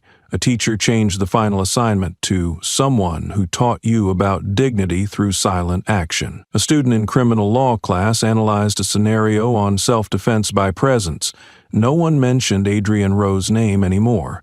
Not out of forgetfulness, but because her name no longer belonged to just one person. It had become a foundation for others to stand on, not to replace, but to continue. She no longer needed to appear, because she was present in the way people moved through crowded streets, kept their gaze steady even when questioned unfairly, or paused for half a second to see if someone was being insulted without a witness. This was not the reach of media, but the rooting of a lesson in social behavior. It was not easily measured by shares or followers, but was clear in this: those who once bowed their heads now looked up, not for revenge, but to remind those behind them that there is another way to live, even when a gun is pointed at your forehead. And that story, in its quiet way, changed not just how people thought, but how they walked through a world long used to being ruled by shouts. Alter received the internal summons from the Navy on a quiet Tuesday. The envelope was plain, but the bold text inside was clear: Investigation into off-duty officer conduct involving a firearm. He read through over 10 pages, then paused. Without hesitation, he wrote 2 lines. I chose to stand between the gun and my wife. I would do it again. For him, that wasn't a defense, it was a fact. When he submitted the report, the clerk paused, unsure if it was defiant. Walter nodded once and left without waiting for acknowledgement. A week later, the internal board met behind closed doors. In a stark white room, they asked him to recount the event, provide evidence, and explain why he hadn't informed a superior first. Walter answered steadily, I wasn't trained to leave family behind when threatened at gunpoint. A senior advisor asked, if she'd walked away, would things be different? Walter replied, yes, but she didn't. That's why I didn't. The hearing lasted over 4 hours.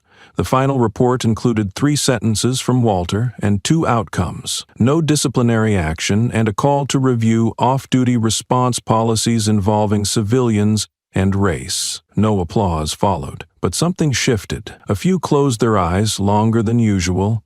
Others held in words they couldn't say. Driving back, Walter stopped at a base where he once trained cadets.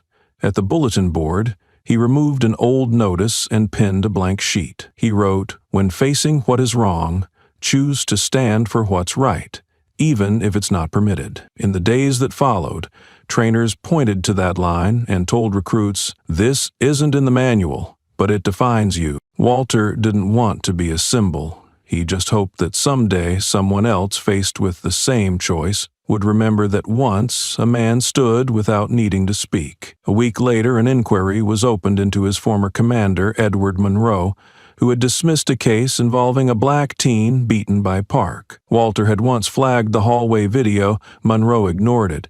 But with Park now on trial, that file resurfaced, and this time there was no erasing it. An independent audit group was brought in to review every report Monroe had signed in connection with Park. 2 other cases with suspicious signs of violent conduct shared the same pattern. The files were closed within 3 days. There was never a third-party witness, and the victims lacked the resources to pursue a complaint. In a small internal meeting at headquarters, Monroe sat at the end of the table, his hand shaking slightly as he signed the leave decision pending investigation. No one saw him off. Only a memo was sent afterward to all officers. Even if you do not use force, if you are complicit by staying silent, the system will treat you as guilty. That same day, in the main cafeteria of the Naval Headquarters, Walter ate lunch as usual, his officer's cap placed neatly beside his tray. A group of young officers passed by, the last one in line pausing for a moment. It was Lieutenant Colonel Melissa Rowe, head of emergency response training, and one of the few women of color ever to hold a senior position in the area. She did not look at him with pity or admiration. She simply stopped, leaning close enough for her words not to carry beyond the space between them. You may not be promoted any further. Her voice was neither sad nor comforting, but you just kept something more important than rank. Walter set his fork down and turned to her, his look unsurprised. Melissa understood immediately that his nod was not for gratitude, but to confirm he knew the price he had just paid. An officer caught between civilians and uniforms, between personal dignity and organizational structure, could not always choose the right side and keep his standing. Back at his office, Walter opened the military's automated promotion tracker. His name was still there, but had been moved off the year's priority list. A small line below noted, "Review after periodic oversight is complete." He did not turn off the screen right away. He let that line glow for a few minutes, as if letting it speak the rest on its own. A little later, Adrienne called. She did not ask about the meeting or mention promotions. She only shared that a 9th-grade girl in the school district had written a letter asking permission to organize a talk about the right kind of silence and the right to stand tall. Their story had quietly entered the curriculum, with no need for declarations. Walter looked out the window, sunlight streaming across the wooden desk. Next to his nameplate was a slip of paper someone had left. You do not need to climb higher if you have chosen to stand firm. He did not know who wrote it, but he folded it, slipped it into his inner pocket, like one keeps an ID, for whenever proof of identity is needed,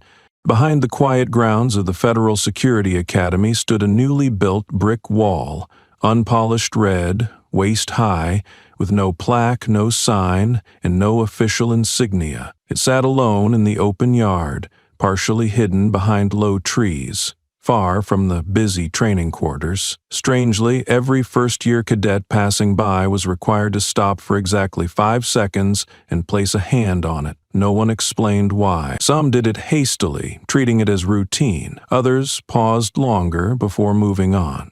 But no one ever refused. An instructor, when asked about this odd ritual, answered simply, "If you can't stand still for 5 seconds in front of a wall, no one can trust you to stay calm in front of an innocent person." Then he walked off without turning back. Over time, the wall became routine.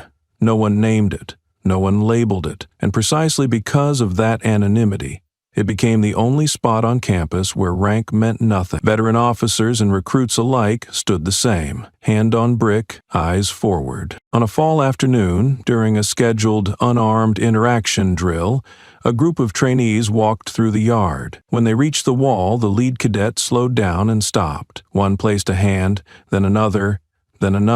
No one spoke. Only breath, the crunch of dry leaves and the cool surface of brick, like the skin of something that had witnessed too much. Some closed their eyes.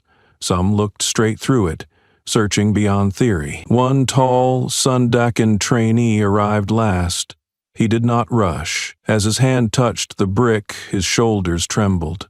Someone asked quietly, "What do you see?" He replied, "It's not seeing, it's remembering." He said nothing more. No one asked again. Soon after, handwritten letters appeared in the Academy's suggestion box, each reflecting on the moment of contact with the wall. None were signed, yet all shared the same strange feeling: tingling fingertips, the sensation of being watched from the other side, and a quiet thought, if it had been me that day, would I have stood still? The board did not reply. They only added a sanitizer stand beside the wall for cadets to clean their hands after the ritual. Still, no one explained. In the weeks that followed, older instructors began to slow down when passing the wall.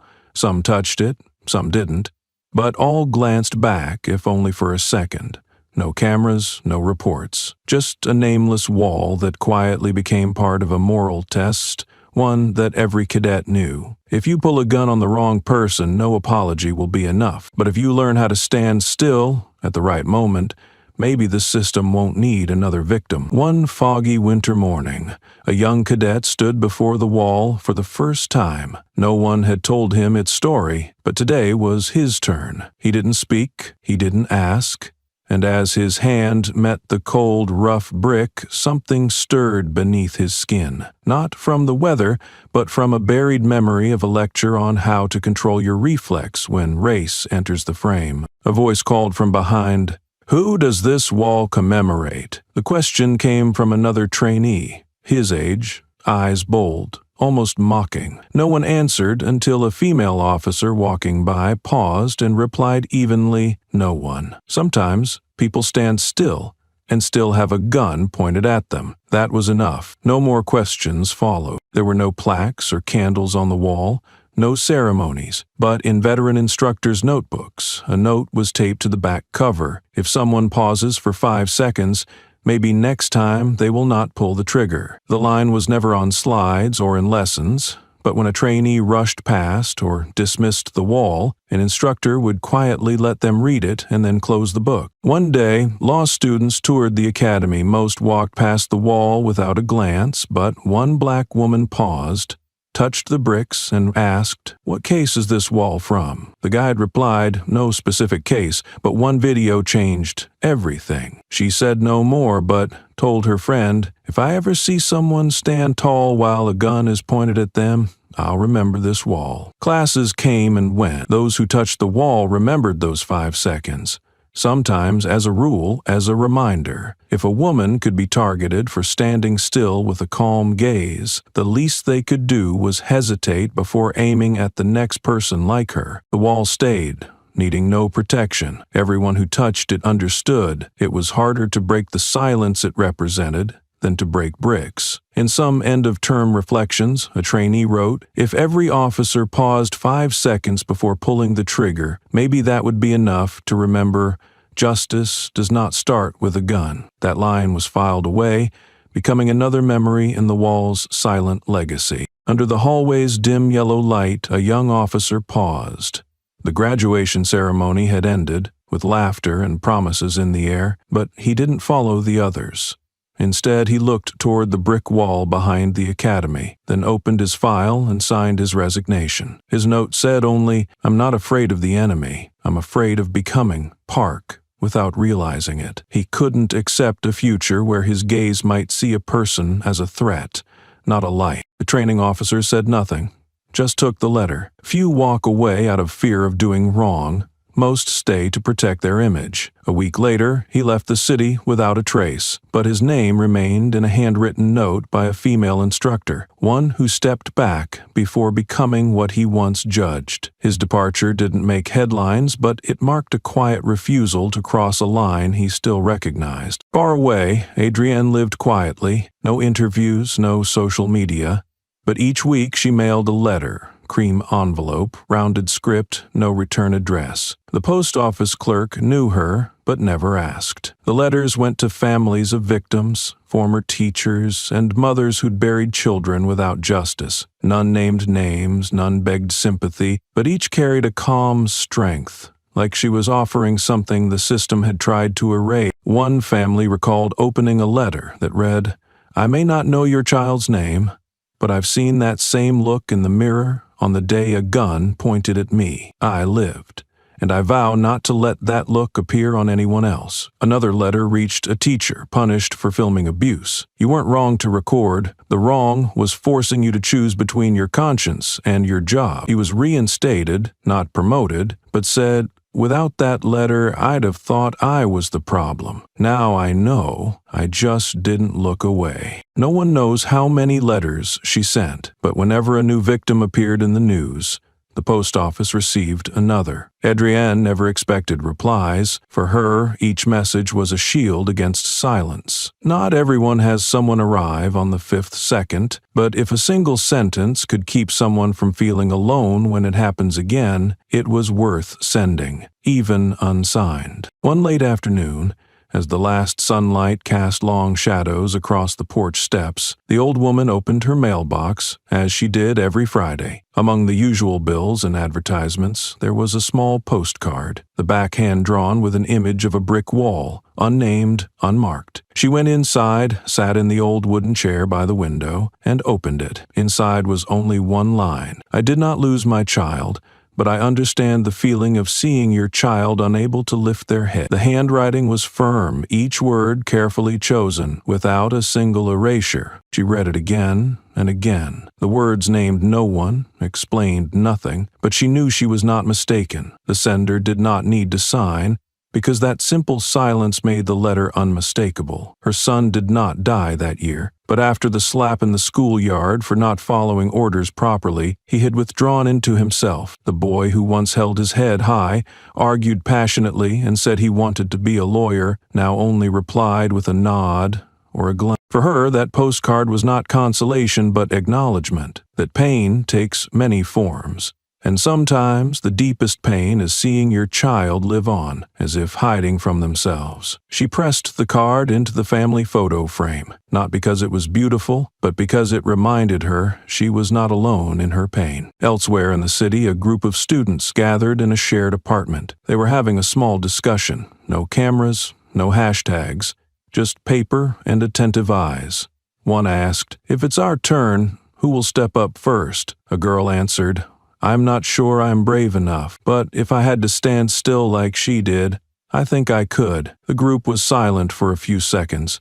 They all knew who she was, though her name was never mentioned. In that story, what mattered was not identity, but action. She never wanted to be anyone, not a symbol, not a hero, not the center of any movement. She had lived kindly enough not to need the spotlight, and bravely enough not to shy from a stare. Yet now, without ever stepping onto a stage or posting a single message, everyone wanted to be like her, at least once in their life. No one said they wanted to be Adrienne Rowe, or any other name. They just wanted to be able to stand still when they should run, hold their heads up when they ought to bow, and let their presence become an undeniable truth.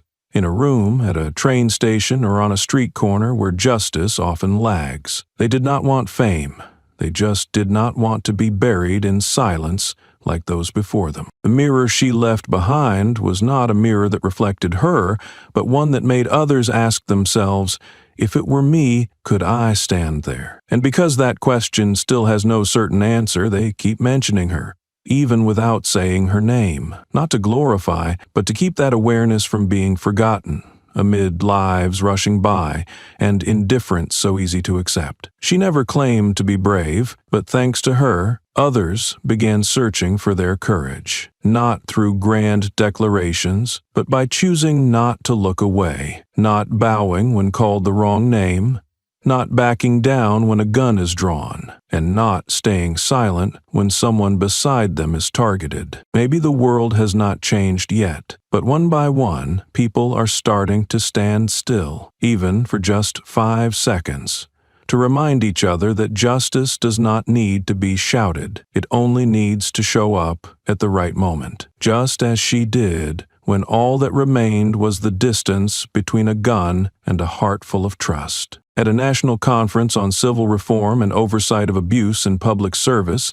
a packed hall of legal experts, watchdogs, activists, and academy reps listened as a young delegate proposed including the case of the black woman who stood still before a gun. Though she took no action, he said, she forced an entire system to reflect. His words hung in silence. The moderator glanced at his notes, then said, "The case remains too sensitive.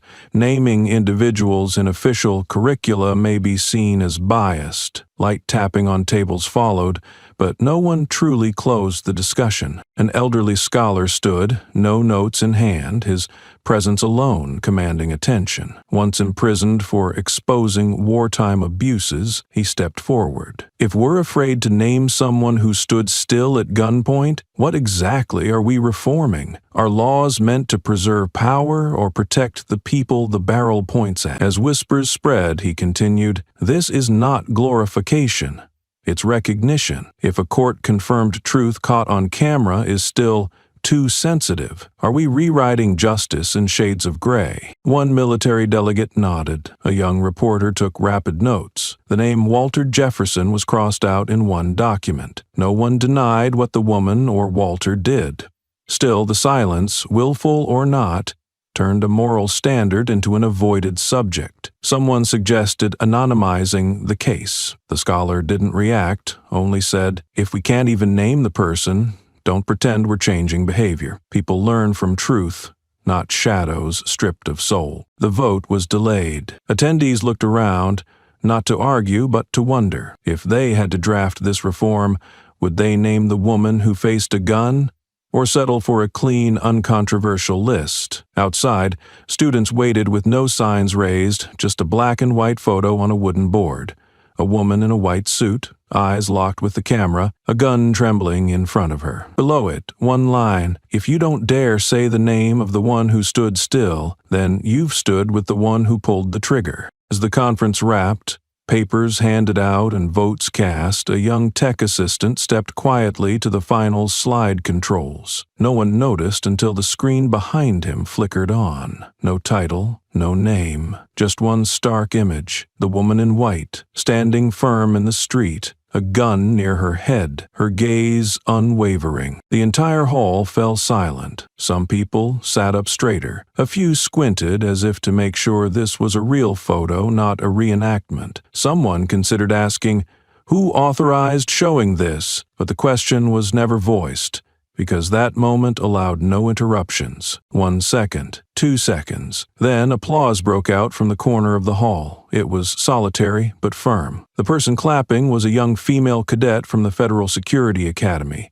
someone who had once attended the lesson where the instructor told them to place their hand on the nameless brick wall for 5 seconds. That applause echoed like a heartbeat in a room that had just been awakened. Then, another person stood, and another. No one mentioned her name, yet row after row stood, clapping in unison with a reflex never taught in any curriculum. There were no slogans, no speeches, and no cameras recording. It was simply a spontaneous act from people who had spent almost an entire day in reform meetings, only to remember at the very end who those reforms were for. The young man at the control table pulled the plug on the projector. The screen went black again, as if nothing had ever appeared.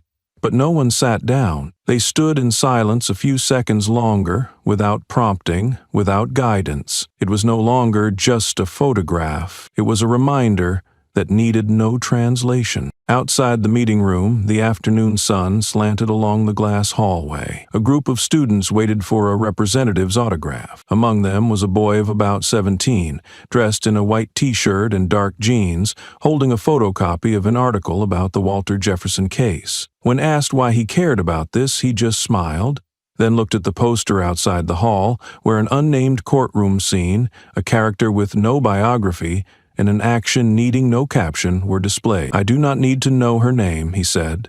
"I just need to know what to do if I am ever threatened." His voice was steady, not angry or indignant, but as firm as the way the woman in the photo had stood, as if resolve could pass from one generation to the next if it was remembered the right way. An official nearby bowed to the students before turning away, but one hand tightened in his pocket, not out of anger or objection, but like a silent promise that this story would not be left behind closed files. That day, no one signed her name onto official records. No honors were bestowed, but an entire hall rose for a moment they could not name, for an act they had not dared before, and for a person who, even without being recorded, was now inscribed into their shared reflex: stand still, do not bow, and look straight at what is wrong without flinching. The pencil drawing had no color or caption. Though the A4 paper was slightly wrinkled, the lines were bold and intentional. A woman in a white suit stood upright, eyes forward, unflinching. The gun pointed at her forehead was tilted slightly off-center, just enough to mean she lived, though still the image carried motion, as if something violent had been stopped by something silent and invisible. A child had drawn it, and the teacher pinned it to the whiteboard, surrounded by lesson notes. It didn't shout for attention, but students often lingered, drawn to its quiet weight. One day, a young girl paused longer and said softly, "Maybe you're strongest when you don't shout." The teacher wrote that sentence beneath the drawing in red ink. It wasn't part of any curriculum, but it stayed in students' minds. When asked why the woman didn't step back, a boy answered, because she believed he'd arrive in time. There was light laughter, not mocking but gentle, as if easing the pressure of something hard to name. The teacher nodded, saying nothing more. Later, a man in a police badge and office suit came to the classroom. He read the red words and asked, "Who drew this?" The teacher stayed silent, but a small girl stepped forward.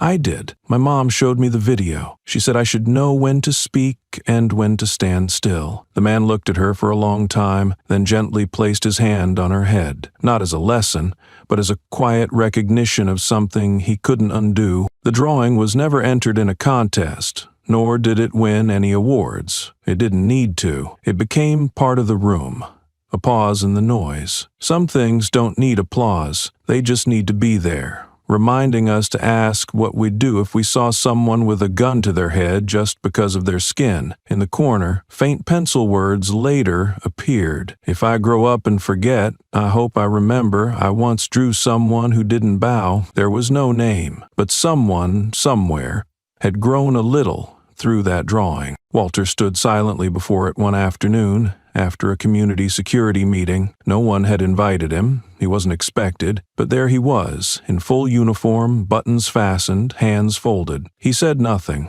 The sun from the window caught the edge of the paper clip and threw a small reflection on the desk. And still he stood there, just long enough for something to settle. The drawing stayed the same. The woman in a white suit, the gun turned aside, the husband stepping in, shadows crossing the ground. This time, in the quiet, Walter picked up a black marker and wrote beneath the old words, "But sometimes you have to speak up at the right moment." so others do not have to stand still like that. He signed nothing, just left the message clear, as if stepping into the story again without fear. One student quietly recorded the moment but did not share it online. Instead, they printed the image and taped it into a notebook, adding, "Sometimes, just being there is all someone else needs." That line spread quietly among students, showing up whenever someone was treated unfairly or left out. Stand in the right place or look straight, do not turn away, became their reminder. The teacher later said, "I once thought teaching rules was enough, but what matters is helping them see what should not be obeyed." Walter's new line and the old drawing were copied to other schools, showing up in lessons about justice. Each time, the reminder felt new. A single moment of courage can break through prejudice. After class, Walter did not tell anyone what he wrote. He sat in his car, the words echoing in his mind, no longer just his wife's story, but a question for everyone. How many people failed to speak up, and how high was the cost? The lesson was not in the verdict or the laws, but in the habit of pausing before looking away. Change started with small acts, a presence, a word at the right time, reminding a whole community that justice grows not in courtrooms, but wherever someone chooses not to turn away. Under the slogan, "Record, Don't Look Away," a grassroots campaign was launched by a group of lawyers, educators, and those who had witnessed injustice but had never been heard. It didn't rely on tragic images to provoke sympathy, nor did it exploit negative emotions. Instead, it used short clips, each less than 30 seconds long, capturing only one thing: human reactions when faced with abuse of power. A young woman filmed two officers ordering a homeless man to empty his bag. A middle-aged man recorded his cousin being detained at a gas station for no clear reason.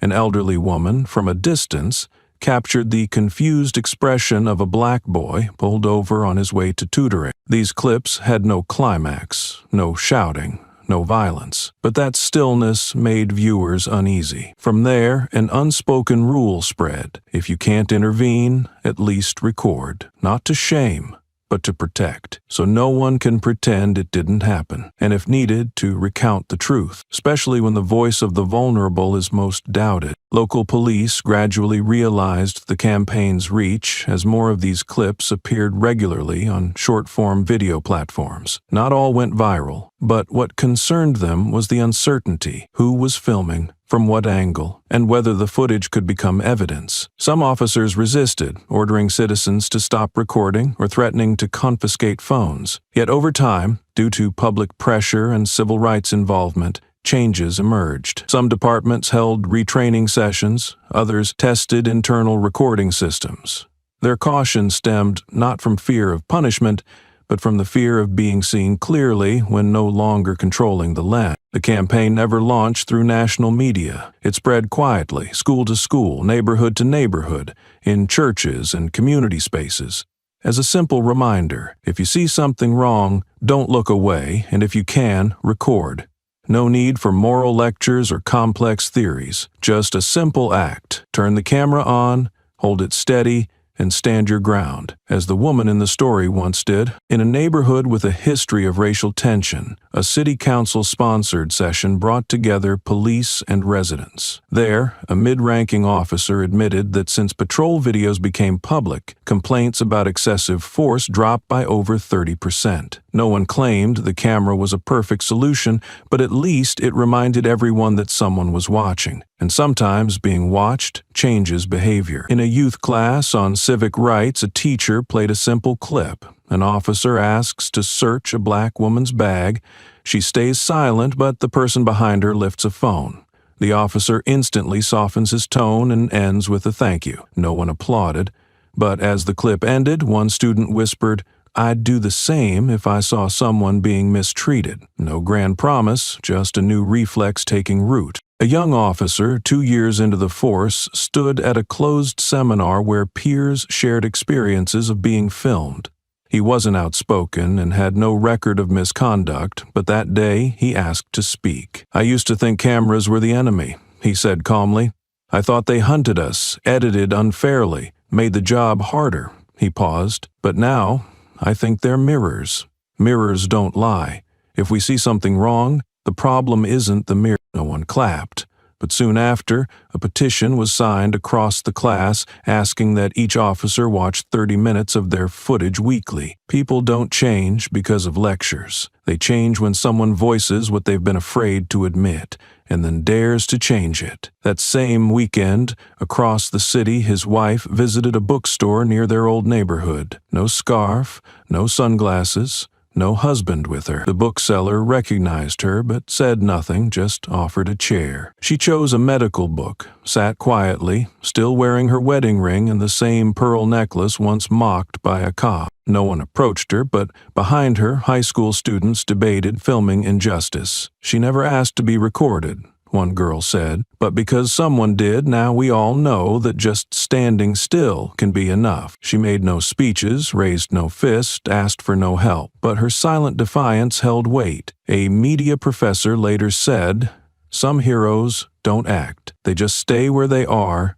and make the world stop." And from that day on, every quiet act of courage carried a part of her, reminding us that truth doesn't always need to shout, but it must never be cut short. She never appeared on magazine covers, but in professional ethics classes at security academies across the country, a brief moment recurs every term. The instructor displays a slide of a woman in a white suit facing a gun barrel. Without a caption, without a soundtrack, the image stays up for exactly 3 seconds before fading. No explanation is given, yet in that short pause, some students stop writing, others take a deep breath as if trying to dislodge a weight caught in their throat. And in those 3 seconds, many begin to consider their instinct when facing wrongdoing, not to judge who's right, but to ask what they would do. One evening, in a quiet neighborhood, a young girl paused in front of a TV screen, replaying an old clip. She turned to her mother and asked, "Is that the woman who didn't run away?" The mother didn't answer right away. She looked closely at the face on the screen. The eyes didn't scream, didn't plead. They simply stared back at the gun, as if to say, "I will not flinch." Then she nodded, held her daughter's hand, and said, "Yes." And because of that, the bad man didn't have time to pull the trigger. The story never needed a name, yet people remembered her as a turning point, not because she performed some heroic act, but because she didn't act on the instinct to flee. Her quiet presence at what seemed to be the end became the beginning of a long awakening. Walter, the husband in uniform that day, never used the event to build a personal brand. When asked in a closed interview whether she ever regretted standing still before a gun, he replied with just one sentence: "She knew the consequences. But she stood still. That was enough." This wasn't a victory in the traditional sense. There was no trophy parade, no flag raised atop a building, but it ended with something deeper, a new reflex seated in people's minds.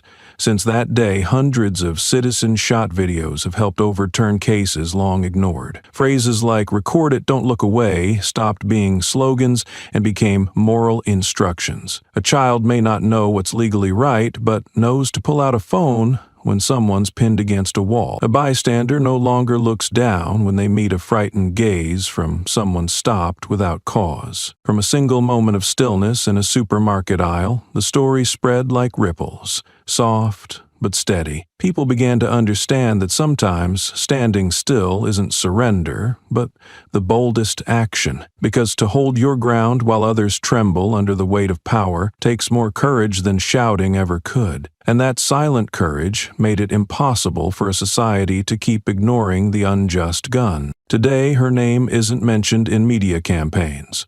But each time a police officer hesitates for a few seconds because they see calm eyes staring back, that reflex traces back to one woman who didn't back down. The story ends not with revenge, not with a goal scored, but in awareness, in how people now choose to watch more closely, record earlier, and speak up at the right moment. This isn't an ending. It is a quiet strike at the conscience, where a woman, without taking the spotlight, made everyone stop to listen.